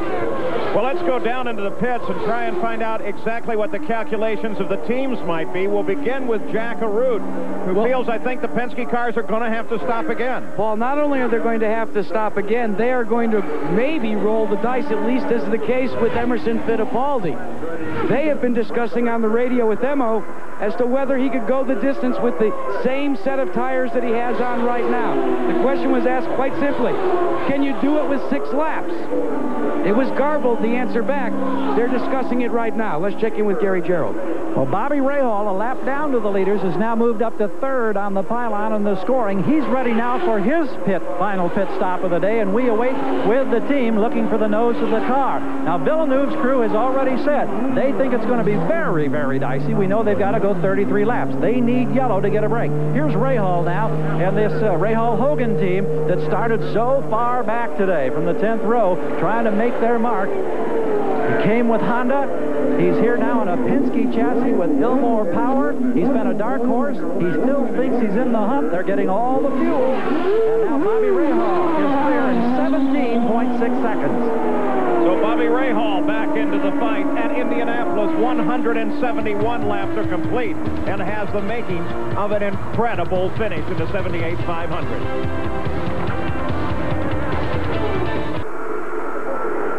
Back at Indianapolis is Emerson Fittipaldi, looking for 2 in a row in his third Indianapolis 500 win. The closing laps always tell the story at Indianapolis. In second place is Al Unser Jr. Jacques Villeneuve runs in third place. Robbie Gordon, and then Michael Andretti. You know, Paul, something that I've noticed since Emerson's pit stop is this is the most I've ever seen him running down on the little rumble strips. I'm not so sure that this set of tires, the car is working quite as good as it was previously. As we watch the line of the cars, there you saw Fittipaldi dropping way down onto the rumble strip, then conservative off the corner. His wife Teresa watches on. And it looks like he's adding almost a second a lap to his lead in this race, Danny. Well, it appears that way. Now, maybe Penske's gone with the strategy for Little Al that if we back off just a little bit, we can go the distance there and make up that while Emerson makes his pit stop. Danny, I don't think that that's the way. I really just don't think Little Al is handling as good as Emmo. But you watch Emmo, he runs clear down almost to the grass. Sometimes when he goes by you, I can hear him on going across the rumble strips. It sounds like a dull siren going. That means the track is slippery, but he's handling good and found the driest place to run. His favorite word is beautiful, and things are certainly going beautifully for him right now. He's driven a great race so far. But I tell you, the question that you all asked earlier on about Emerson, can you stay with that set of tires for that last 6 laps? They don't want to take a chance of changing 4 tires and cross-threading a nut or screwing it up in any possible way. They want to splash the fuel in and let him go. So the run is static at the moment, but everything in Indianapolis tends to happen in the last 20 laps. We'll go away for these messages, and then we'll be back to run to the end. Back at Indianapolis, just moments ago, Emerson Fittipaldi came up inside Al Unser Jr. and just blew him away. And now Fittipaldi is the sole occupant of the lead by a full lap, a full 2.5 miles. And what this means, Paul, is that the most Emmo would lose like on a real quick flash stop is about a half a lap. So Emmo's in the best position. Yeah, but look at this, Bobby. Look at this. Here's Little Al and Emerson. The Penske car is drag racing into the corner. And remember what happened here in 1989 when Emerson had been leading and Al came up from behind. They touched with a lap and a quarter to go over in turn 3.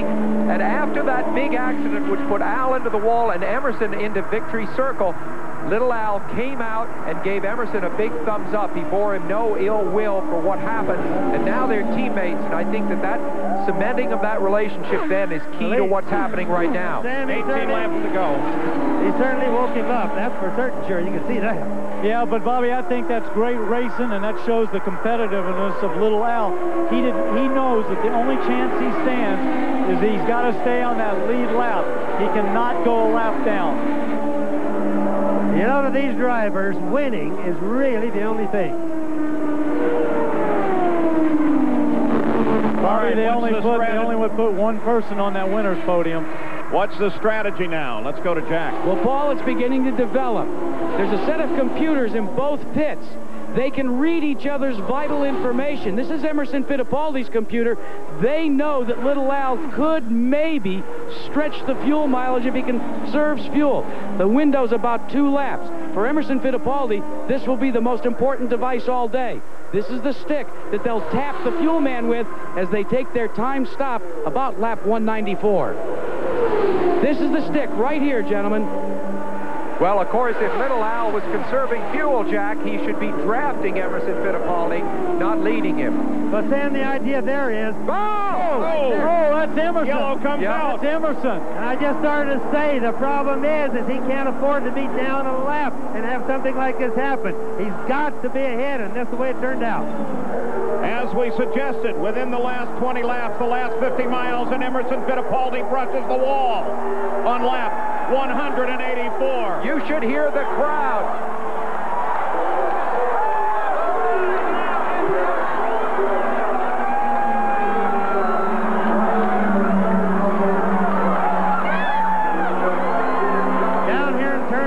Everybody is standing up, literally every person. The same in turn 4. Of course, it happened right here in turn 4. I couldn't believe it. He just got a little bit loose.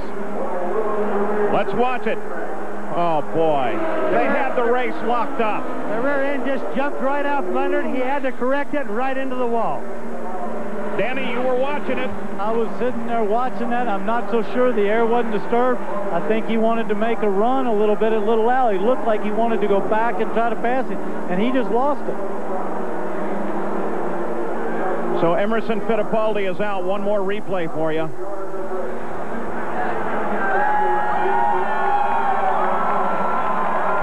You know, I have to say that there's a real good chance that he had a sudden puncture in the right rear. You watch that car. It didn't let loose gradually. It let loose just really quick. And you know, Bobby, his angle didn't look bad. It didn't look like he got down on the apron or anything. It just looked like Danny, all of a sudden went wrong. I think he really had a puncture in the tire. Something happened really quick because you could watch him feeding that front end to it. So he obviously felt something very sudden. The 6th yellow of the day for the leader of the race. In that instant, Emerson Fittipaldi's $1 million and third Indy win go out the window.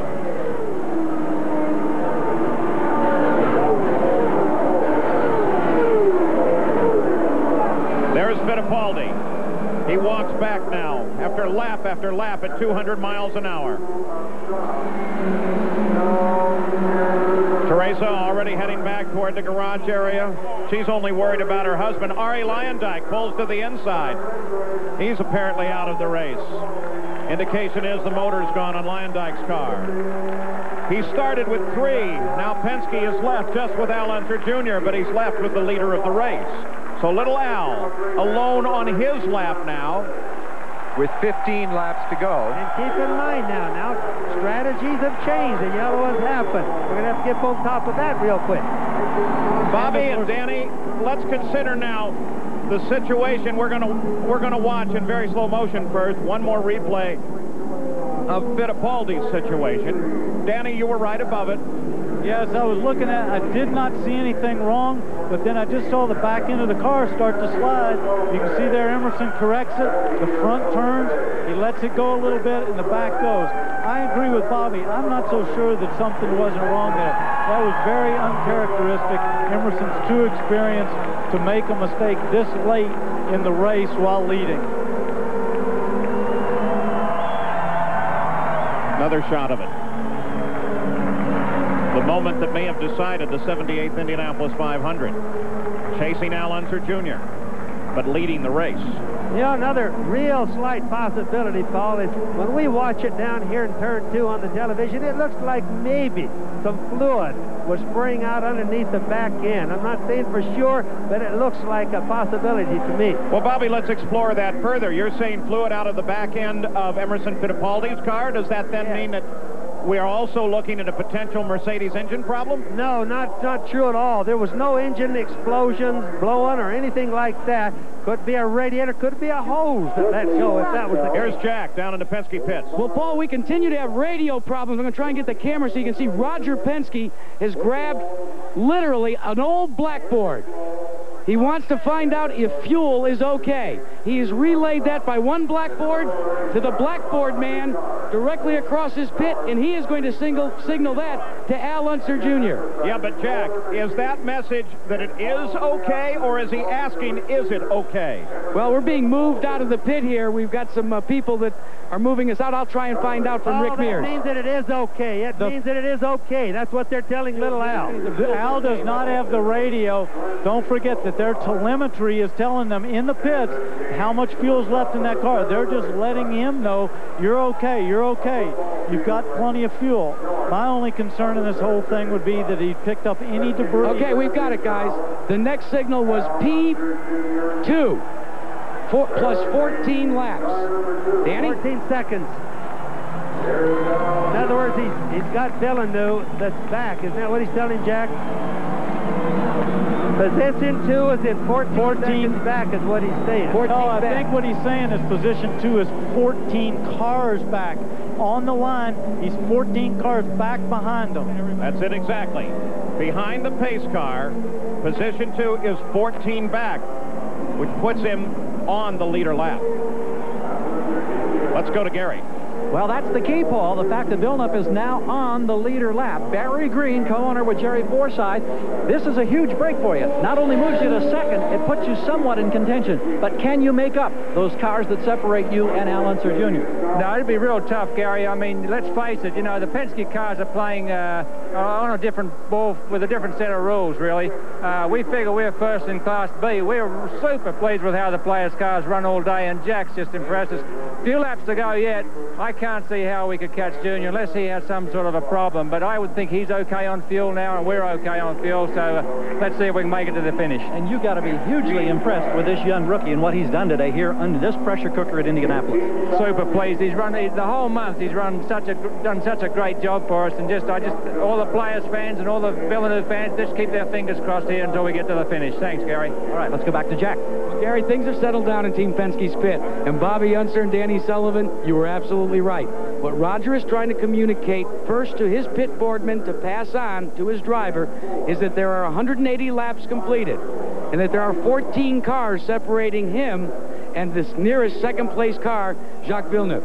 So he is trying to get that information. It has been passed on to Al Jr., and now we'll just have to wait and see. Jack, you should see the emotion in Roger Penske. He was holding that pit board, and his left hand was shaking. It was shaking the board. I find it absolutely ironic, though, gentlemen, in this age of high-dollar technical stuff, Roger Penske and his multi-million-dollar outfit may win the Indy 500 by use of a blackboard and a piece of chalk. Said 188 laps have been completed. I may have miscommunicated it. So 188 laps, in fact, are complete, Jack. Roger Penske using that blackboard as they still clean up from Emerson Fittipaldi's accident, and the yellow is on. Obviously, Fittipaldi was uninjured. We hope to talk to him before the end of this race coverage here today. I remember back to Al Unser Jr.'s first year here, 1983. He was so excited to be at Indianapolis, he would go out from time to time in practice and forget to even fasten his seat belts. He's come a long way since then. Roger still communicating by blackboard.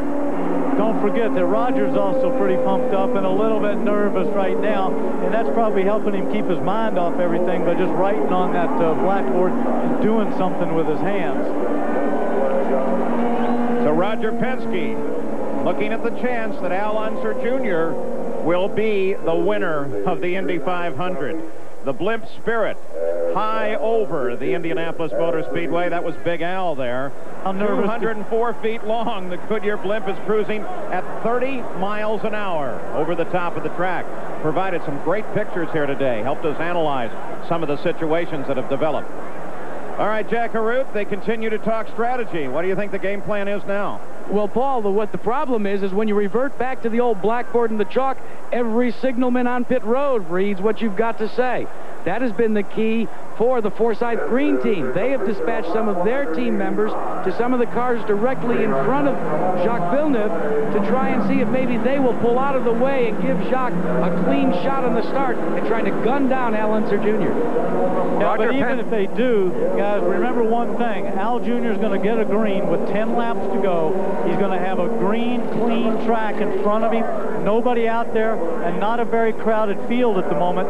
I think he's going to be all alone for those 10 laps. And he'll certainly be taking it easy on the engine, the transmission, the tires, and not running any place he shouldn't be, Danny. Absolutely. You saw the leaderboard at lap 189. As we come around, it'll be 10 laps to go. And remember, so many times, the leader at lap 190 is not the leader at 200, Sam. Roger Penske's last 4 wins have come with 4 different drivers, starting with you, Danny, then Rick, then Big Al, then Emerson. This would be a 5th. You know that little Al's work, he's nervous right now. Can you imagine the butterflies inside of him, Bobby, right now? He's going to let that pace car get out. He's not going to let anybody jump him on this restart. He's going to come slow down the back straightaway and start building it up through 3 and 4. When he comes off 4, he's going to be on the gas. And he also knows that nobody can get a swing at him there. That's right. Take a look back there. There's second place. He's already on it, but the pace car is still on the track coming through 4. Now the pace car is coming off. He is on it. This is where the advantage of being out front is so great, because he's got his momentum, and it's his race to win now. As they cross the line, 10 laps to go in the Indianapolis 500. The focus is on car 12. Now little Al will get a little bit of a lead, and then he'll start easing off some more. He's got to have all the guarantees, like Danny said, that he can have. Little Al pulls away, but what about Villeneuve? What is he doing? Can he get around those cars in front of him? Look up the track. There he is. There's the distance. They're 3 abreast in front of him. But don't forget one thing. He's the 5th car back. There he is right there going through the corner. But remember one thing. Barry Green is pleased with that first in class, that second place. I know they want to win it, but they're not going to throw away that second place on some stupid move trying to get by a slower car. And also keep in mind that he's in the like type of an engine, the Ford Cosworth. He can't just whip out and pass him like the Mercedes can. 9 laps to go. Al Unser Jr. a straightaway over Jacques. Bobby, I know you said that Al will start easing it back, but I remember when I was in the same situation, and I was so nervous and my leg was shaking. The only way to keep it from shaking that much was to hold it down. I run my fastest lap on the last lap of the race. We also saw you spinning win it, Danny, so... We see Shelley Unser, Al's wife, there. You know, Al is in his 12th Indianapolis, but he's only 32 years old. This could very well be the next 4 or 5-time winner here at the Speedway. Well, Sam, you're not only right there, but also that he has just joined the Penske team. They've got a great record here. He's a young man. He'll be with Penske for a lot of years, and he's got a lot of bright future in front of him in terms of winning the Indianapolis 500. You saw it, the leader of the race by 9.5 seconds. Again, we look from the leader. Look back for that blue and white car.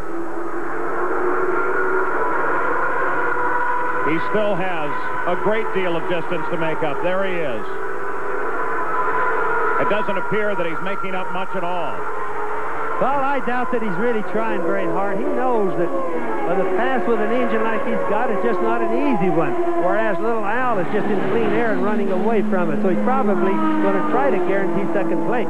Does the strategy, Bobby, to be let's drive for second place and see whether or not little Al can finish? Yes, because little Al could run out of fuel. He could still blow an engine. He could have transmission problems. Remember all the debris we've had trouble with on the track all day. So he's better off to gamble like he is, believe me. By this time, the drivers will have sweated off 6 to 8 pounds or even more in some cases, but with the end of the race so close in sight, this is when the adrenaline takes over and carries you to the finish. The little Al is running a very conservative. You notice he's not running away from those 3 cars behind him. He's just going to pace himself. He doesn't even want to catch the traffic. He doesn't want to have to deal with traffic. You look up to the end of the main straightaway off at turn 4, and you look for Villeneuve. There he is. Now he's fallen even further behind. He's not driving for catch-up now.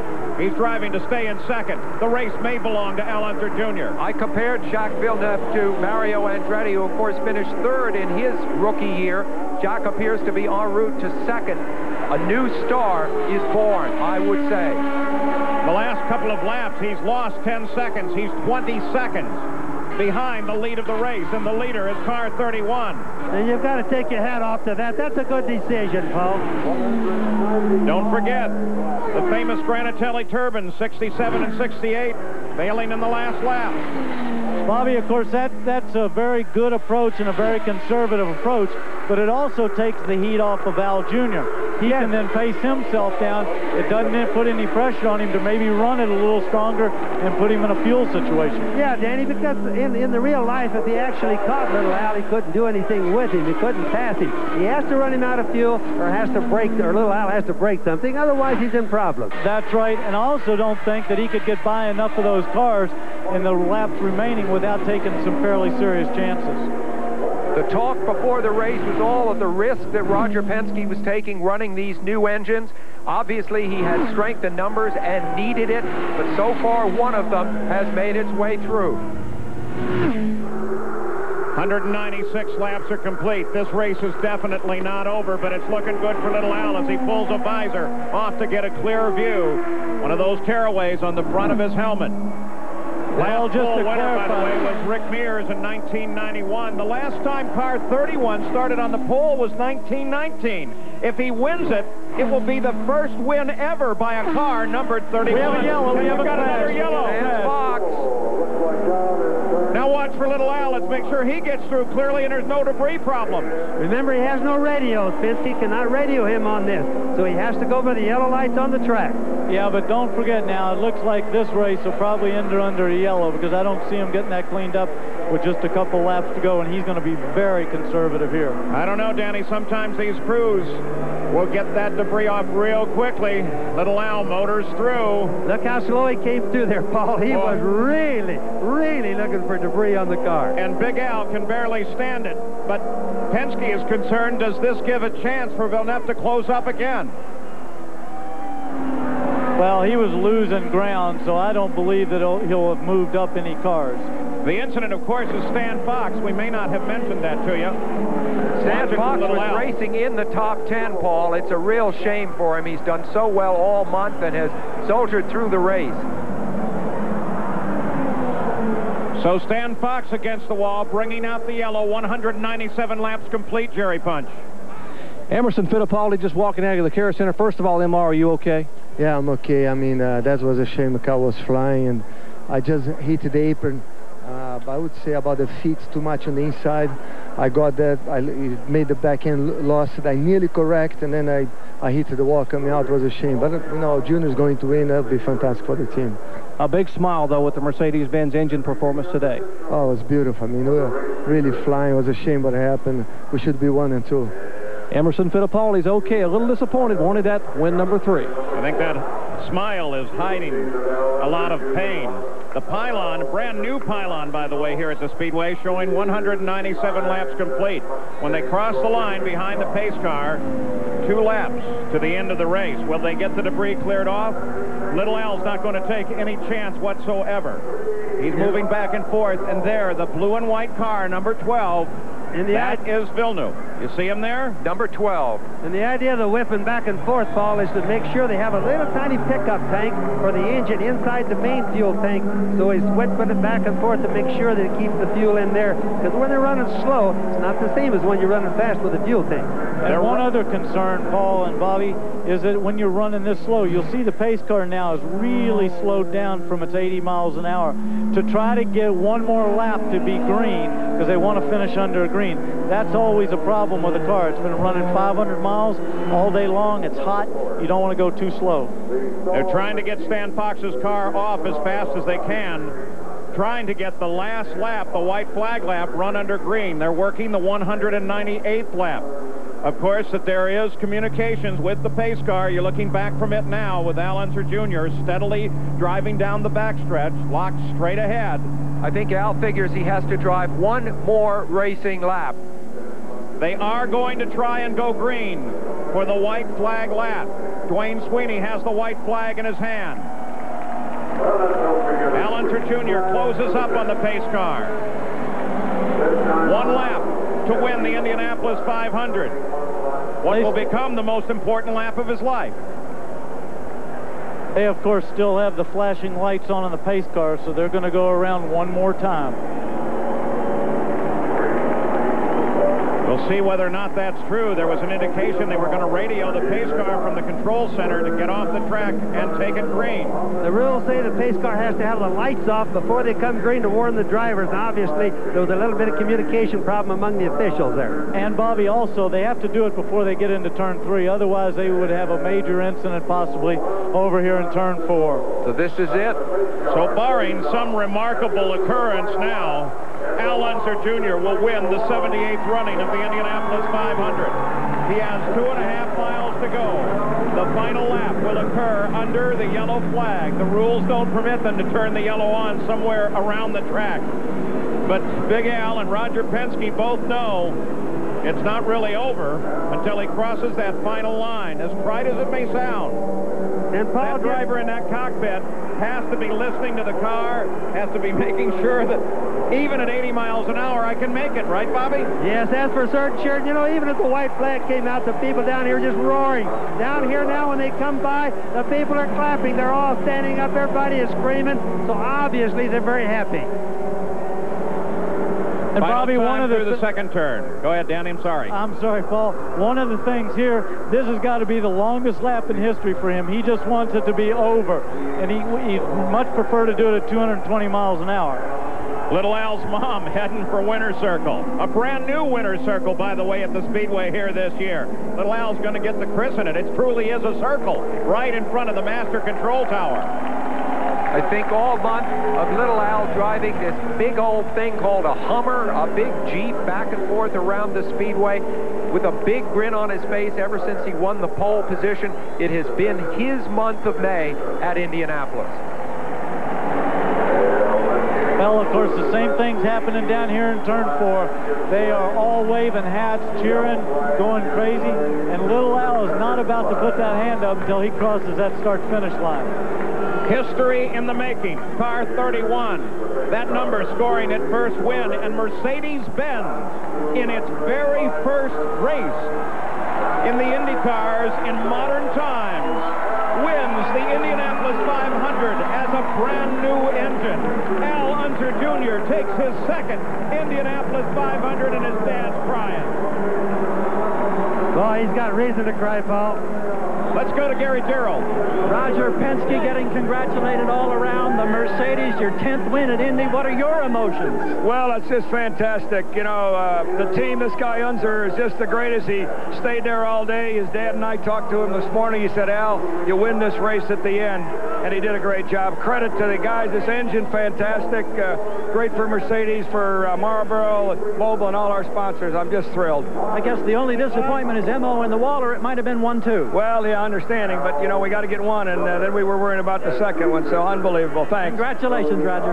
So Roger Penske and Al Unser Jr. win the Indianapolis 500. We'll return with more after this message and a word from our ABC stations. That's good year. Well, a very, very jubilant Unser family. The legacy continues here at the Indianapolis Motor Speedway. And before we talk to Al Jr. on his second win, we have a very special... We have a very... First thing first. Al. We have a very special presentation with the president of the Indianapolis Motor Speedway, Mr. Tony George. Tony? Al, congratulations on winning the 78th run of the Indianapolis 500. I'd like to present you with the Borg Warner wreath signifying your accomplishments. Congratulations.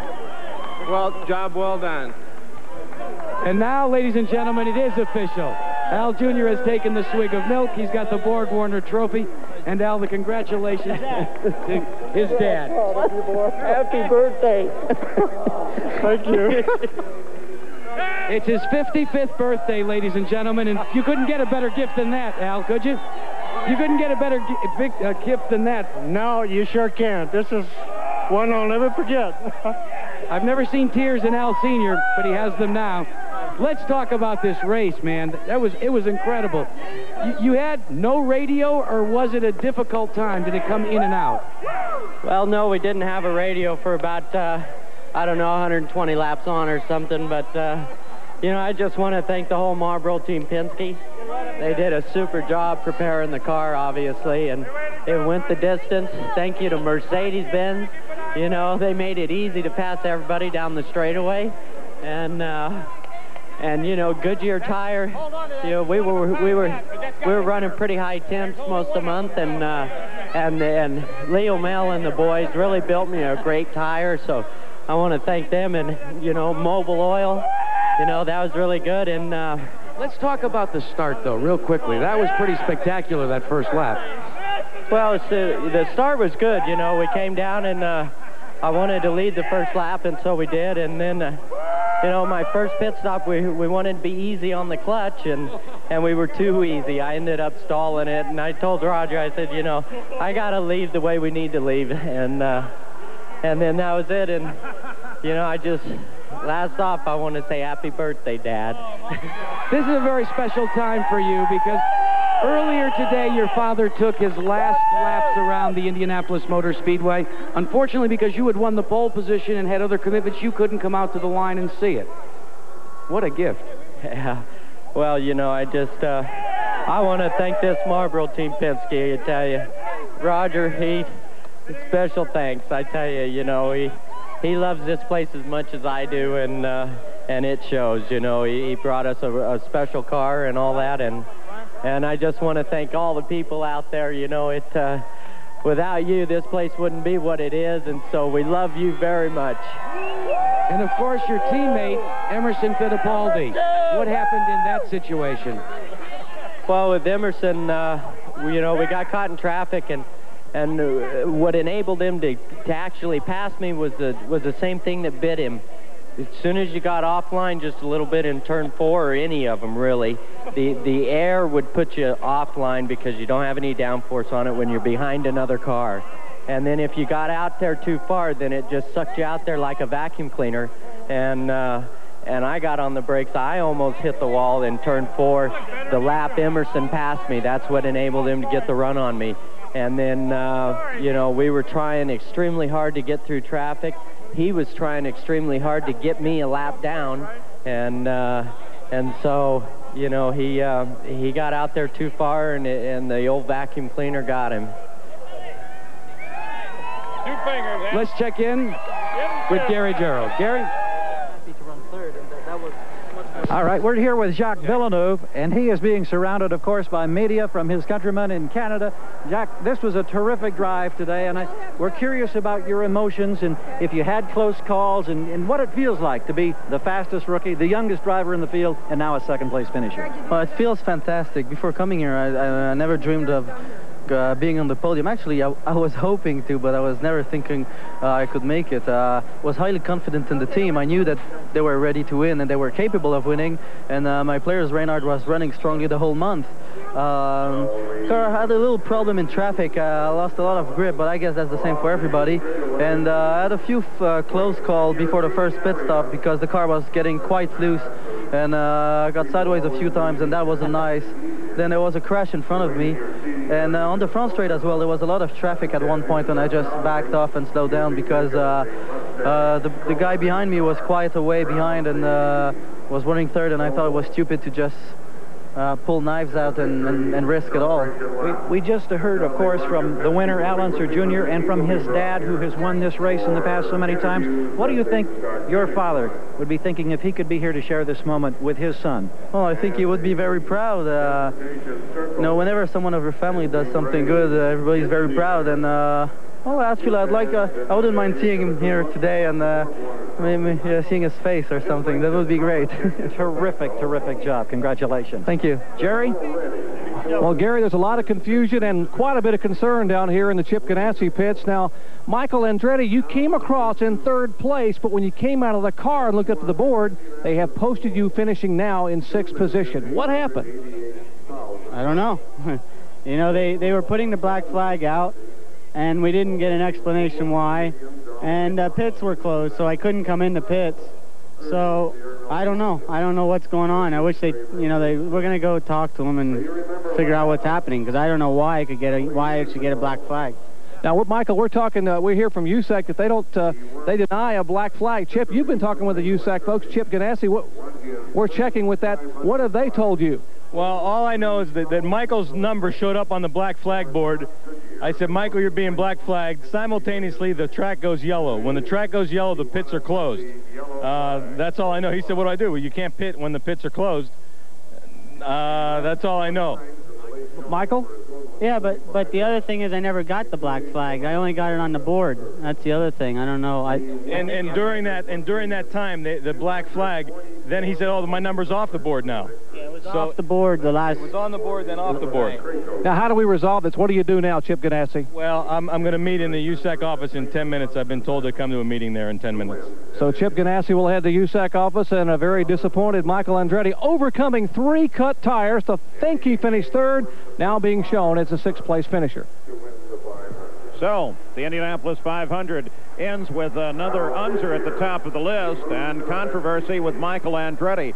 This is the 9th win by an Unser at Indy. All 3 of the Unsers, Bobby, Big Al, and that man, are multiple winners of the Indianapolis 500. The rookies, how did they do here at Indianapolis? Well, 1 in 2nd, 1 in 9th. There's the rest of the rookies. We'll be back with more from the Indianapolis Motor Speedway right after these messages. We're back at the Indianapolis Motor Speedway, and there is that brand new winner's circle, elevated now with Al Unser Jr., his crew and family perched up on top of it. Now here's the situation on Michael Andretti. The officials of the race, Tom Binford, the chief steward of the United States Auto Club, says that he passed Hiro Matsushita on lap 189, and therefore they were going to put out the black flag. That was under the yellow. But they couldn't do that because of the situation with the yellow at the end of the race. And so they have assessed a 1-lap penalty, moving Michael Andretti from 3rd down to the bottom of this chart in 6th place. There are the unofficial results with 2 rookies in the top 10 of the field. Brian Herta, the slowest rookie in the field, finishing in 9th place. We look through the unofficial results of the entire remainder of the field. And the celebrations are underway and continuing for Al Unser Jr. Now, we mentioned at the start of the show, too, that Bobby Rahal has a good year and then a bad year. Well, this one, Gary Jarrell, looks pretty good. Indeed, that up-and-down fortune year to year of Bobby Rahal takes a dramatic turn for the better today. I know you must have great satisfaction in the way you've been able to persevere, bounce back, go to a new chassis, a different engine combination, now finish 3rd, but you had a lot of close calls to get there to that 3rd spot today. The Lord was looking after us today. I said, I think I gave you guys the best view in the house for 3 of those accidents because it was right in front of me, and a couple times really had my heart in my mouth, but it was a great day for us. The Miller team, we needed this. We needed this after the trials and tribulations, not only last year, but this year so far, and everything's going good. Terrific job, Bobby. Bobby Rahal now in the 3rd spot. All right, here is the Valvoline race summary for those of you entered in the Valvoline Indy 500 giveaway. The leader at the end of the race and the winner of the 1994 Indy 500 is Al Unser Jr. 7 caution laps. Average speed only 160 miles an hour, 15 miles an hour below the record, but the winner is car 31, Little Al.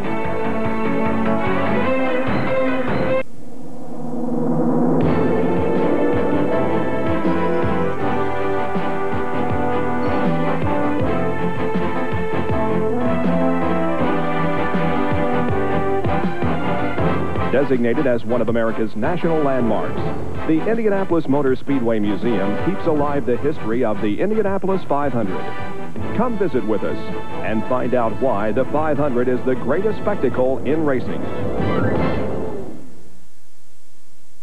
For all of you participating in the Valvoline Indy 500 giveaway, here are the final winners who correctly identified the race leaders. At the 50-lap interval, it was James Tourville of Suffield, Connecticut. At the 100-lap interval, it was Dwight Lee Birmingham of Grosse Pointe, Michigan. And at the 150-lap interval, it was Jeff Cottonbrook of Somerton, Arizona. Thank you all for participating in the contest and watching the Indy 500 on ABC.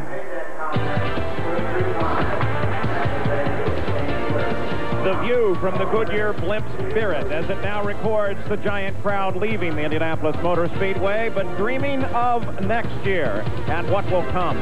Stan Fox, by the way, has been transported to Methodist Hospital of Indiana. He is in good condition, but they are concerned about some back pain. So the race is over, and Bobby Unser, the family's done it again. Paul, the weather was beautiful. It was an exciting race, and I'm one happy announcer. Danny Sullivan, a great job from the top of turn 4. Any thoughts? Well, just a great job by Al Jr. and all the Penske team, as we expected. And I'd like to say a special thanks to everybody on the ABC team for helping me through my first one.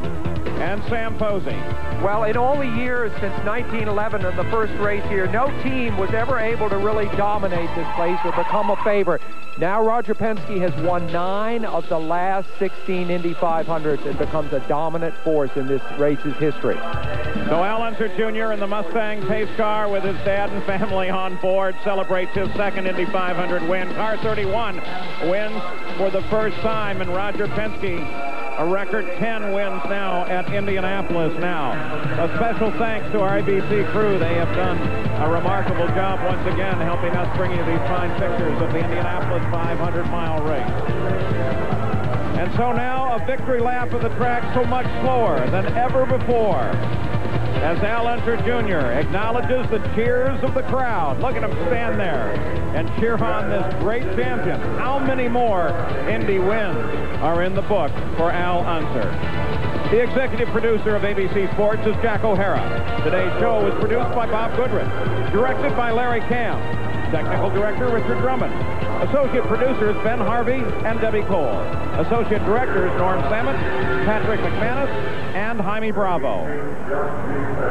There was the moment. Big Al and Roger Penske with a giant hug. Happy birthday, Big Al. And happy race day to Al Unser Jr., the winner of the 78th Indianapolis 500. We want to thank Telex Productions, who did the course coverage cameras here today. So Al Unser Jr.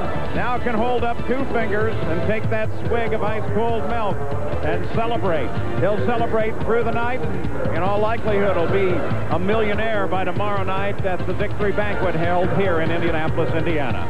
I'm Paul Page. For all of our crew here, Sam Posey, Bobby Unser, Danny Sullivan, Gary Punch, Gary Gerald, and Jack Arute. It's been another great day at Indianapolis, but already we think ahead to the 79th running of the Indy 500 1 year away. So long from the world's greatest race course. The 78th Indianapolis 500. This ABC Sports exclusive has been brought to you by Valvoline. People who know use Valvoline. Cold-filtered Miller Genuine Draft. Get out of the old, get into the cold. A1 Steak Sauce. A1, it's how steak is done.